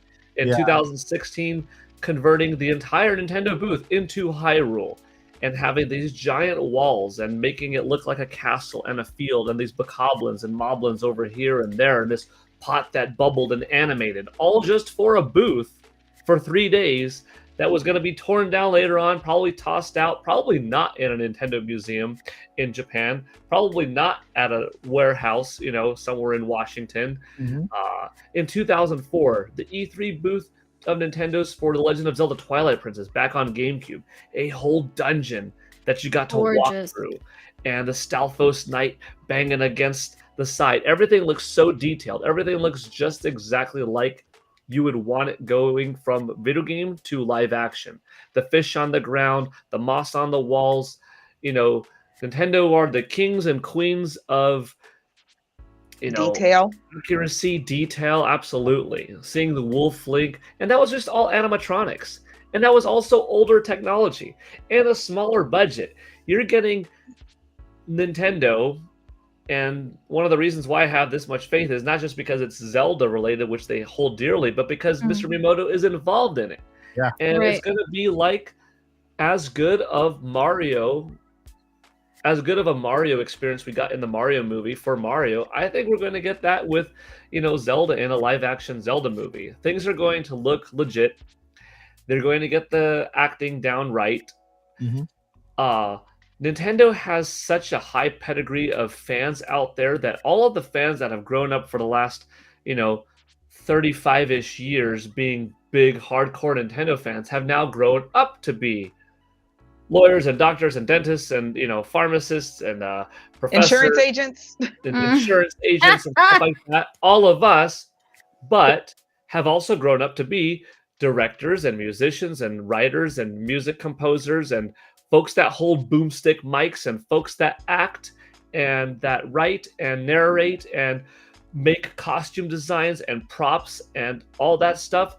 So when you have a high pedigree franchise like Zelda that is beloved so much, and then you have the fans that matter, no offense to folks like us that aren't creating movies, but the folks that matter in the terms of making movies, they're going to bring their A game too, I think. I mean, if I was involved in this project and they said, Paul, we need your help to be a stunt coordinator to make the action fight scenes be as accurate and safe, but as exciting as possible, to come up with something that Hollywood hasn't seen in a fight scene before, I wouldn't just bring my A game that I normally bring to fighting and choreography and all that stuff and kinesiology. I would bring my A+ freaking game because I love Zelda so much.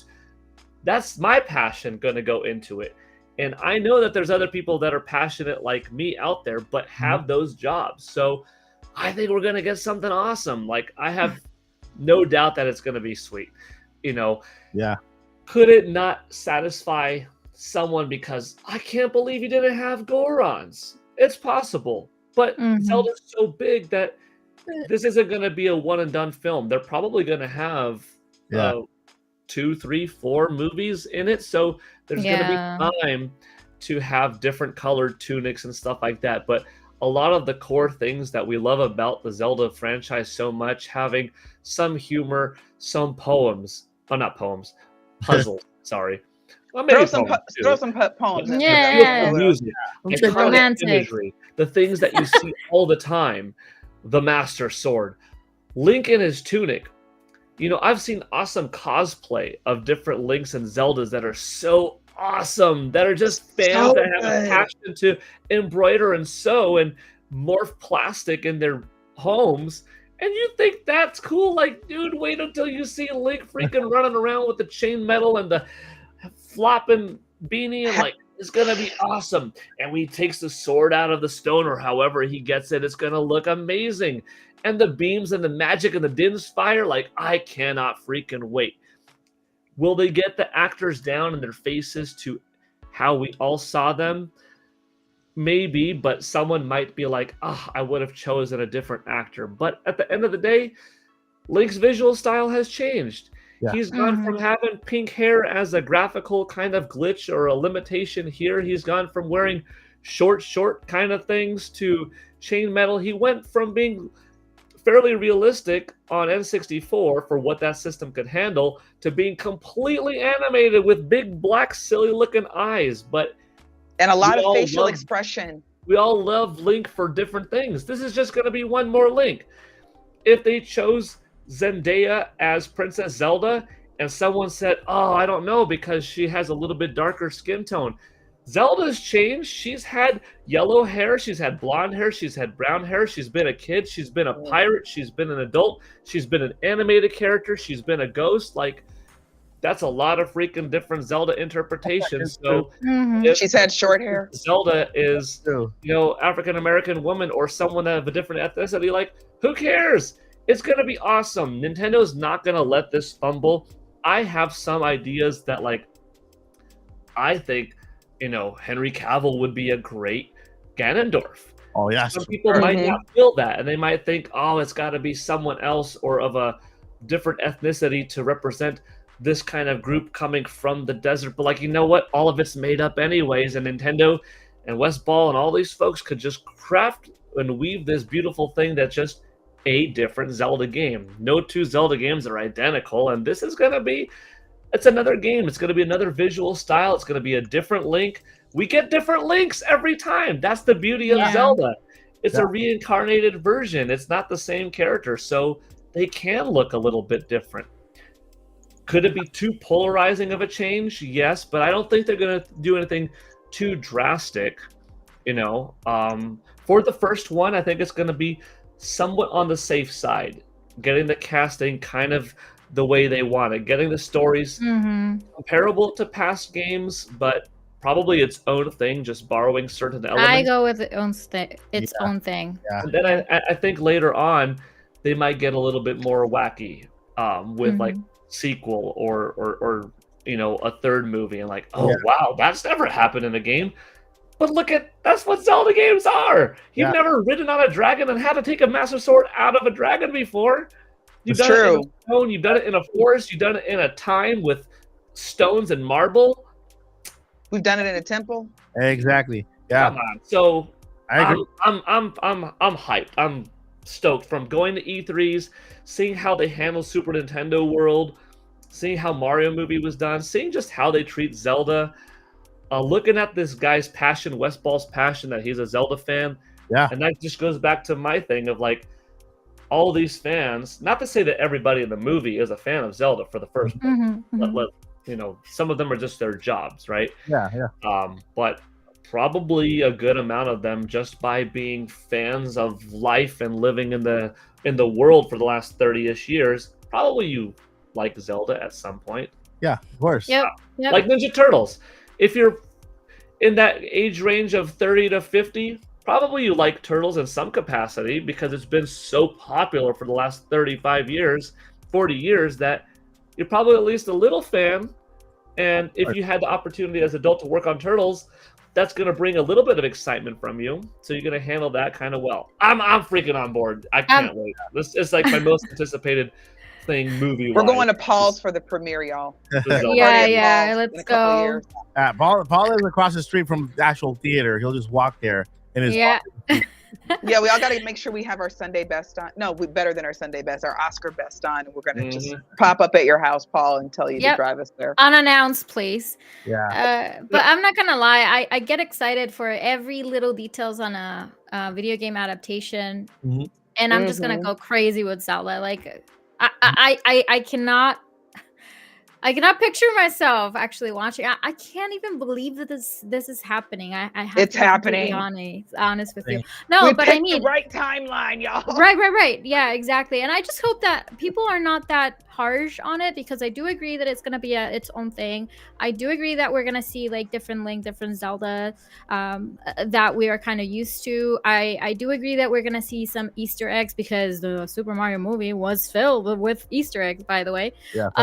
So, but I also want to make sure that everybody's going with their mind like open-minded about this is not going to be Zelda lore, and not even the games. Like, they are connected in a way, but they are their own entity most of the time. Yeah. They're legends. They're exactly. They always go and tell you about the legend that happened, and whatever, but they're always their own thing. And I just feel that I hope they're a little bit more, that we are a little bit more open-minded, but I'm still nervous, but I'm just going to relax and be open. You have the right because look at what happened with the Mario movie before it came out. They just announced the cast. The internet went crazy. The internet went crazy. They trashed everything. There's a lot of mad people. Then the movie ended up being the first or second best animated movie of all time. And so people at the beginning, you can expect the internet to be the internet. You can expect Twitter to be Twitter. You know what I mean? I think I trust, like Zach was saying in the chat. In Miyamoto we trust. In Miyamoto we trust. It's true. It's true. I think it's gonna be awesome. This right here, all this, the entire production team already assembled. Okay, within the IMDb page, just tells me, because this is my personal opinion, that already, we are into pre-production already. Pre-production. All right. I believe that right now they are scouting for locations. I think right now they are storyboarding like crazy. And also they are about to work on the cast, or they are already thinking about the casting for this movie. And I think that we will see it pretty soon too. And that's going to be exciting. The process, that the journey that we're going to go on before the movie comes out, right? Because when they announced Link for the very first time, I'm going to cry. Yeah. I'm gonna cry too. I was about to say that, Josie. Hopefully we could watch it like a big Zelda movie direct, and I can be on camera crying. We are going to get something like that. I'm 100% sure. I really hope they do that. I really hope that they make a direct just for the announcements. That would be just so perfect. That way we can gather and then react together and kind of just Hey, we have been saying that Nintendo has a huge gap. I mean, the huge gap could be for the Legend of Zelda announcements. Yeah. That's true. Yeah. So I mean, I however, go ahead. Wait, let me say this real quick. I kind of don't want them to tell us until they've recorded some, I don't know if that's right, filmed some scenes, and really they're like, no, this is happening, we're happy with this. Because sometimes with some movies, again, Back to the Future, they'll sometimes start out with one actor for a pivotal role, and then they'll film a few scenes, and they're like, this ain't it, and they'll find somebody else, because Michael J. Fox was not originally supposed to be Marty McFly. For sure. So that could work. So I kind of want them to tell us once they fully have solidified this is happening. And then also, I hope they keep all the actors off social media, because no matter what we say, no matter how much I tell everybody, don't worry, especially with Miyamoto there, he's watching over everything. It's going to be fine. It's going to be great. They're going to, social media is, when it's bad, it's bad. When it's good, right? Yeah. So I'm afraid that they're just going to rip whoever it is apart. In fact, it would be really hilarious if they didn't even tell us anything at all, except we're working on it. It's updating. Here's a shot of the castle, and that's it. But then right before, they announce the cast, and then they just drop the trailer. And real quick, if anybody from Nintendo is watching, please hear me. And I say this with love. Whoever did the Breath of the Wild trailer, whoever chopped and screwed that and put that together, with the music, have them do the movie trailer, because nothing to this day, Breath of the Wild's trailer gets me hyped for anything Zelda. I don't even have to be playing Breath of the Wild. Yeah. So yeah. I agree. I don't know, but I want the spectacle. I want to see the people announce and stuff like that. But guys, one thing I wanted to also note is that there's a big debate out there, right? There's a huge debate whether unknown actors versus known actors. Or that's like one of the big debates of the movie. And I'm like Joycey, I don't really care who they cast as long as it's a good actor, can act and really bring that character to life. It's a big responsibility, right? On the other hand, they do want to present this story, this new story, by the way, for us is not new. But for a lot of people out there who still call Link yep, that's true. Is new, you know, is brand new. And so those people, I'm not saying this person is gonna be casted. I'm just gonna pretend they casted certain people. All right, those people who may not be Nintendo fans, they may not be Zelda fans. Oh, yeah, but they're Tom Holland fans. Those people are gonna go see a Tom Holland. Yeah, that's what it is. That's the truth. Yeah, they're not gonna go see a Zelda fan movie. They're gonna think, they're gonna go see the next Tom Holland movie because they love what he's done before. Or they're gonna go see a Timothy Chalamet. You know, they're gonna go see one of his movies because he's hot right now when it comes to his star power, because he's rising with all his movies. They're gonna go see this. And so if Nintendo does decide to go like they did with Mario with the star-studded cast, you know, it look at it in a way that it's benefiting for the franchise itself. It expands the franchise. It brings all these fans from all these actors that are going to see the next Jack Black movie, the next The Rock movie, the next whoever they cast as whatever movie, and bring all of those millions of fans with them to sit down and watch that movie, which benefits all us all. You know what I mean? Yeah. You know what you need? Yeah. We need you to be there also monitoring, Paul. That's what we need. You got to infiltrate. Yeah. I said I picked this person to be in the next Mario movie, but now I have a role for her in Zelda. Yeah. You cast Taylor Swift as Malon, and you have her sing Epona's song to Link, and you get all of the millions of Swifties to watch it because Taylor Swift is Malon in this movie. That's genius. And that would be incredible. If that's the case, Beyonce for Gerudo Tribe. Yeah. Don't tell me she don't fit the aesthetic, because she does. Yeah. You only have to give her. You only have to give her one line. But you give her lyrics, and you just make a song out of that song. Yeah. Damn. Because you already know, I cast Taylor Swift as Daisy in the Super Mario Bros. Movie sequel for Taylor Swift to sing with Bowser and stuff like that with Jack Black, and that's going to be a new mega song. Dude. Oh, man. Yeah.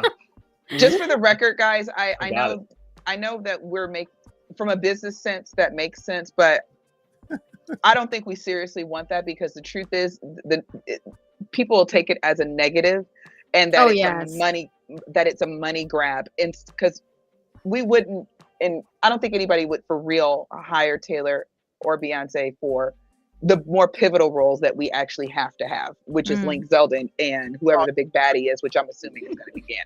Yeah. I mean, they're like really, really small roles in the corner who have like some kind of singing something or musical something. Is it too small that they wouldn't join it because it is too small, though? Yeah. You know, but, that's possible. But that's the thing. Like, if you think about it, everybody was going crazy about Chris Pratt and everything. You know, he was kind of trending, and because he has been pretty much everywhere lately. But he did an awesome job. So what I'm trying to say is that I don't feel very concerned about whoever they're going to be casting. If they're going to be casting a well-known actor, is because that actor is going to be able to portray that character without any issues. Yeah. So I mean, I wasn't disappointed with Chris Pratt at all, to be honest, as Mario. Me either. So, he did great. Yeah, and it made sense. Yeah. It made sense. He was a plumber from Brooklyn. He sounded like a plumber from Brooklyn, and I loved how they explained that it's a me Mario. This his accent. He uses the voice for the commercial that they were making in the Mario movie, and that's how he kind of explained the transition from that was just me pretending to be over the top, you know. Yeah. But I agree. I do agree. I wonder what the actual somebody brought this up in the chat. Lady Zelda was commenting on our Taylor Swift and Beyonce jokes, and she's like, yeah, no pop music. That does make me wonder, and I do agree with that. But it makes me wonder what the soundtrack is going to be. Not the score. The score is all the orchestral music in the background. Mm-hmm. What are the actual songs, that are going to hit? That's what I'm wondering. And I'm wondering who they're going to pick and what songs are they going to pick. Pop music will not work in Zelda. We can totally get away with it in Mario Brothers Zelda's a whole other vibe. You know how I can see pop singers join the cast, like if they give him like a very small role in the movie, like and then have him be part of the soundtrack of the actual movie. That goes along with Paul was saying. Malon is extremely important, but it's technically it would be considered a small role, very small role. Yeah, it's a small role. If you look at Moana, right? Moana has she sings the song herself. The actual actress who does the voice, Moana for the soundtrack. I think you have another actor sing it, and then she does all the little run-in, and it doesn't sound the same, but it's like a little poppers version of the song. Adaptation or what? Yeah. I don't know if you have heard of her, but I would love to hear an Aurora song. Her could do it. That's the artist's actual name. Her, Her. Yeah, that's her. And she plays like 5 different instruments. Oh, really? She sings. She's amazing. And her or Aurora as well. I think that's Aurora. If it's who I'm thinking of, I think I'm getting it confused with somebody. I don't know anybody. Aurora is you could probably. There's a bunch of songs out there, but she was in Frozen 2 as well. Into the Unknown, that kind of core that you can hear her like she's the one that I would love to hear for a Zelda movie. Okay, yeah, she has experience working in movies. Yeah. Okay. We shall see. The other thing, Mike, and you probably can tell us about that because you're more into the theme parks and stuff like that as well. Like this will definitely open up opportunities for us to have an actual Legend of Zelda world at Nintendo World. Right? Yeah. Right now they shut down the Lost Continent where the Zelda theme park is going to be built, and then this is unrelated, but they've already have a dated to shut down the Simpsons ride where the Pokemon ride is going to be built as well. So it's like they're moving fast with Nintendo's IPs. In Universal, and I think that Universal is gonna grow so big, it's like Disney. But with first opening up here, that Super Nintendo World, Donkey Kong World, them adding the Legend of Zelda, the rumored. This is not even mentioning the rumored Luigi's Mansion. Coming. Oh yeah. So, I mean, if we go into really, really, really deep, that we will be here all night. But because we can't be here all night, I mean. The last thing I want to break in is that they are actually working on they closed down that area there. It is planned to be the Legend of Zelda theme world. They were gonna do a ride based on Wind Waker. They were gonna do an area Breath of the Wild and then Twilight Princess. Those were the 3 games that they were gonna focus on for rides and stuff like that. And that's what we know so far. But hey, who knows what. The movie can come out and coincide with the release of the land, right? And so you guys might go be meet Link for the in live forum, take a picture with Link and Zelda for the very first time in history. Not a cosplayer, but the actual Link and Zelda, and actually be able to see the castle and everything. It's gonna be so awesome. Real quick, Zach said this in the chat. Think of the Wizarding World of Harry Potter at Universal, but the Zelda version. I'm gonna die. Like After I visit the park, though. Lily and I are just gonna sit at the park and just cry. Wait, hold on. Where's that comment? I need to highlight it. There you go. There you go, right there. That would be oh my gosh. Okay, everybody, let me give y'all some auntie advice, some motherly auntie advice, whatever. Save your money now. Just start putting money away so we can all go visit Universal, because I'm buying everything. I'm gonna bring a separate suitcase that's just empty. Yeah, empty. Yeah. I'm buying everything. Yeah. I'm buying everything. I'm going to try to eat everything. I will be out at Universal for just a week, just so I can experience it. Listen, I'm serious about this. I want to do a podcast live from either Super Nintendo World or from the theme park or the Hyrule or whatever. We need to have a Mike, that was my suggestion. I've been said that. Of course we need to do that. Podcast. Why the heck did I call you Michael? I'm sorry. You're not in trouble. Yeah, right? I'm like, what do you do? You only use the full name when somebody's in trouble. Yeah. But yeah, Josie, you did bring it up a while back about that. Yes, we totally have to do that. And we'll just, in other words, we'll just go to Paul's house. Yep. It's settled. Yeah. Everybody's going. There we go. We're all going to Paul's house. Yeah. So, How about we make a date to be at the premiere for Legend of Zelda in Hollywood? I'm down. Can you imagine that? Right now, by the time it comes out, I think the channel will be bigger. I think the podcast will be bigger, so we can go as media and be there. Just gonna walk the red carpet. Yes. You know, it's possible. Yes.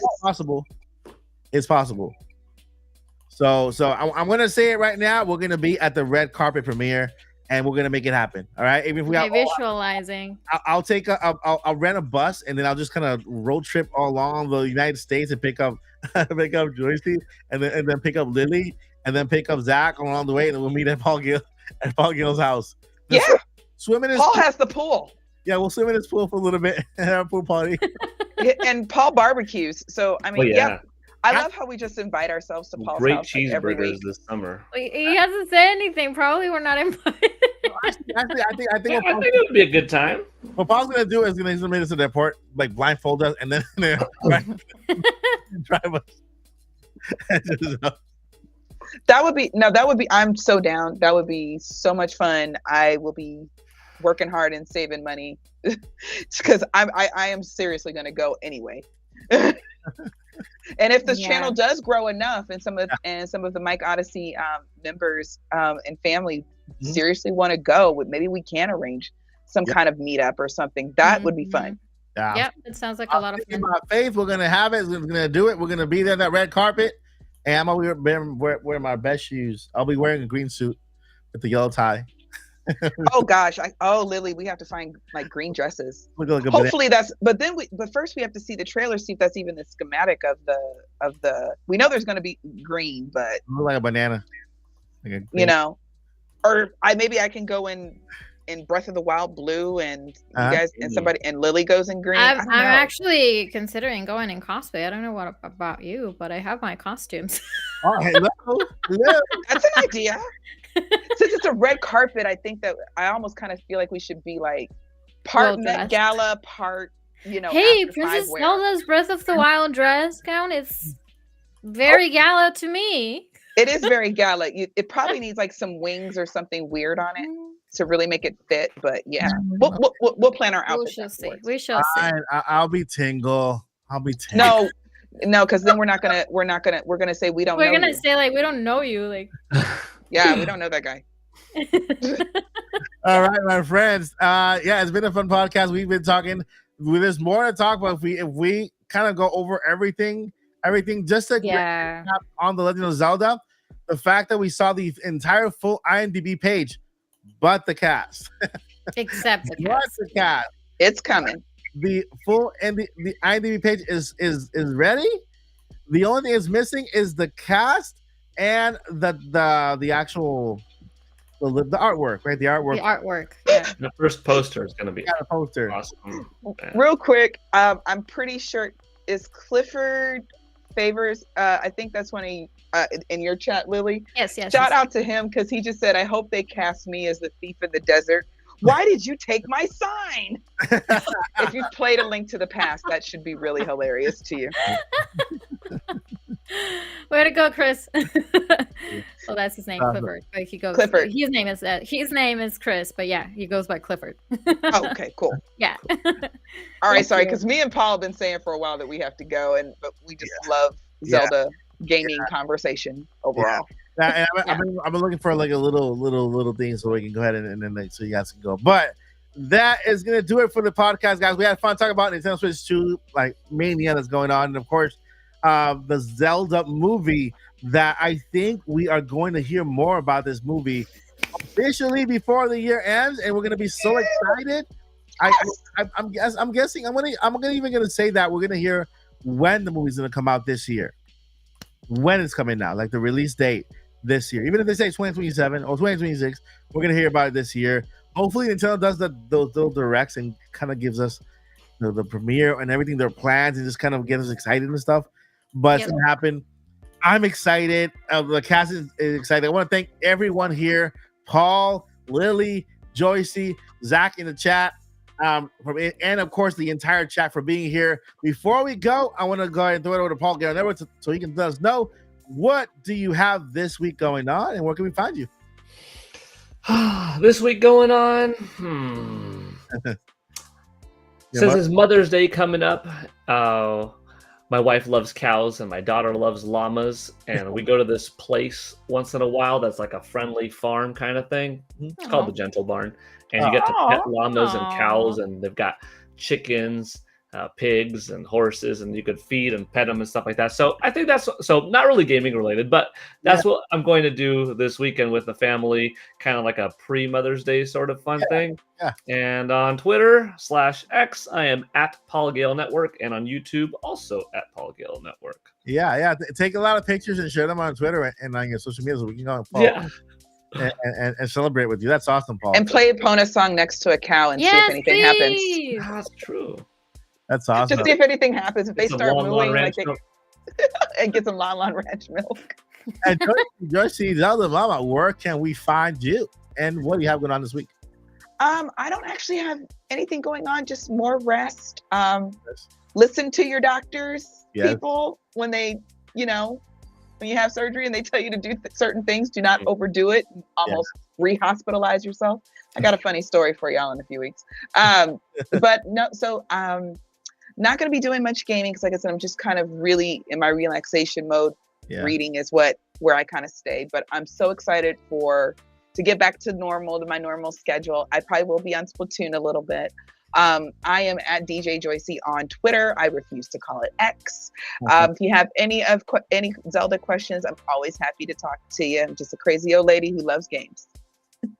That is awesome. And of course, you can find here every Friday here at the Nintopics Podcast. Moving forward, we're super glad to have Joycey back. Yay! Thank you. Lilly Hyrule, what do you have going on this weekend? Where can we find you?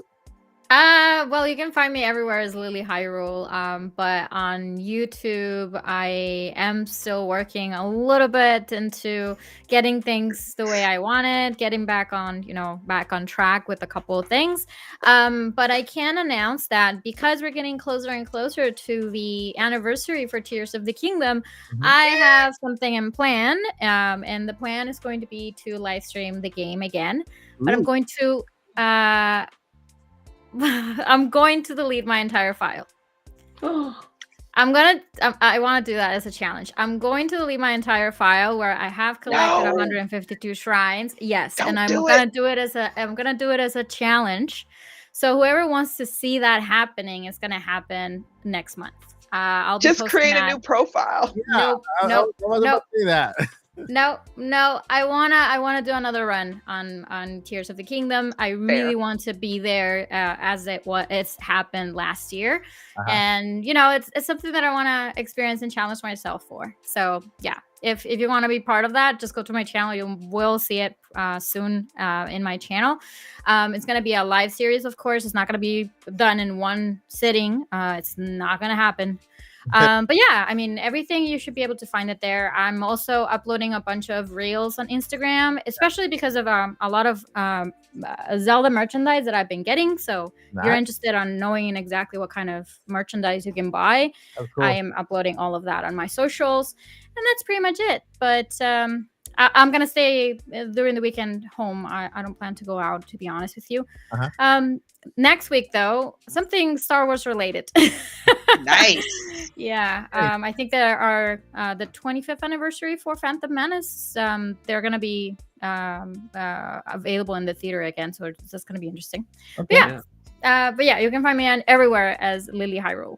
That is awesome. Thank you so much for that, Lily. Just a quick shout out to Zach, our other co-host in the chat. You can find him at Young Cav Zach as well here. I'm not sure if his streaming setup is up, but he normally streams a game after the podcast today. I'm not sure if it's working, but you can follow him, Zach, at Twitter or Twix at Young Cav Zach as well. So thank you, Zach, for joining us in the chat and being part of the cast today. And of course, here at the Odyssey, you can find me here every day because this is where I live. I have my pillow right back there, and my sheet. It's a Mario pillow and stuff. And he has a Yoshi doll he sleeps with. I sleep there when I'm in trouble. This couch, right? And I play games on that TV right there. Yoshi. It's the purple one. And I recently got this one. You can find me here every single Friday. I do one topic videos, trending videos for now. But guess what? Good news. I'm just about ready to start the Mike Odyssey show. I was just waiting on something to come in the mail. Something came in the mail today, which is huge for me because it's my dream lens. It's a lens that costs a lot of money, but I was able to get it for a lot cheaper because I bought it overseas, which is pretty good. And they came in today, and it's real. It's not, they didn't spoof me. I'm happy, you know. And a lot some stuff that's coming in. So the Mike Odyssey show is coming Monday, Wednesdays, and Fridays here on the channel. Every other day, we're doing regular content. But if you guys were here yesterday, I did some testing for a live stream that I'm starting, and I'm playing Wind Waker on the Wii. Yes, the original Wind Waker. Look, I got my Wii U pad right here. I wish I could actually play on it because I can't see the screen; it's too small. But I got my big screen right in front of me here, and I happen to mod my Wii U so that I can play with this controller right here, that one. Oh, and so that'll be interesting. Yeah, I only modded it just so that I can install that Bluetooth app that allows you to play with any controller. That way, I can just pair. I have a whole bunch of controllers, but I don't have a Wii U Pro controller. I can pair any controller that I have in the room. And so yeah, Wind Waker starting next week on Tuesday. Starting Tuesday, I'm gonna start streaming on the Wind Waker. So if you want to be here, watch me play, watch me make a fool of myself for the first time on Wind Waker, you guys are welcome. I'm gonna have my personal guide, Joycey J, in the chat. And then whenever she wants to join the stream, she can as well. So she can guide me and we can chat while we play. I just have to remember how to play Wind Waker. I should go find. Now I got to go find my Wii U. And yes, everybody on the podcast here is invited. If you guys want to just pop in you guys can pop in. I'll send you a link. You can just pop in and we'll have a conversation while we play the Wind Waker on live stream. So with that, I want to thank you guys all for being here. You guys have been more than amazing. I love you all more than you know. Thank you for 48,000 subscribers. We hit that today. Nice. And we're on the way to 50K, and then by the end of the year, we're gonna hit that 100K. I'm pretty sure. And of course, every other content creator here is also we're going along for the ride. So thank you guys so much for watching. Before we let you go, we got two things we gotta let you know. Before we go, number one, Joycey, never give up. Don't do that. We need you. Don't give up. Don't do it. Don't do it. If you give up, how are you going to know? You don't. You know. You're never going to know. And two, Lily. Journey on. Yay! Yay! Listen, you have to never give up because the journey continues. Every day is a brand new day to reach for your dreams and to never, ever give up on what's most important to you. Love your family. Kiss your loved one good night. Never go to bed upset. Make sure you make up before you do. Even if you're the first to say I'm sorry, say it, and then just go to sleep. Peace and love, and and then and understanding. understanding and stuff like that, and stuff. And how about Dr. Pepper? All right. Let me turn off this music because this is not the wavy dance music. I think this is it. Nintopic Podcast. All right. That has been the podcast here tonight with Lilly, Joycey J, and Paul Gale Network. Justin. Hi, thank you. Good night, guys. We got it like time. Should we do it again? No. Never have too many. Turn the show off, Mike. Bye. Good night. Take care. Bye. Nintopic Podcast. All things Nintendo.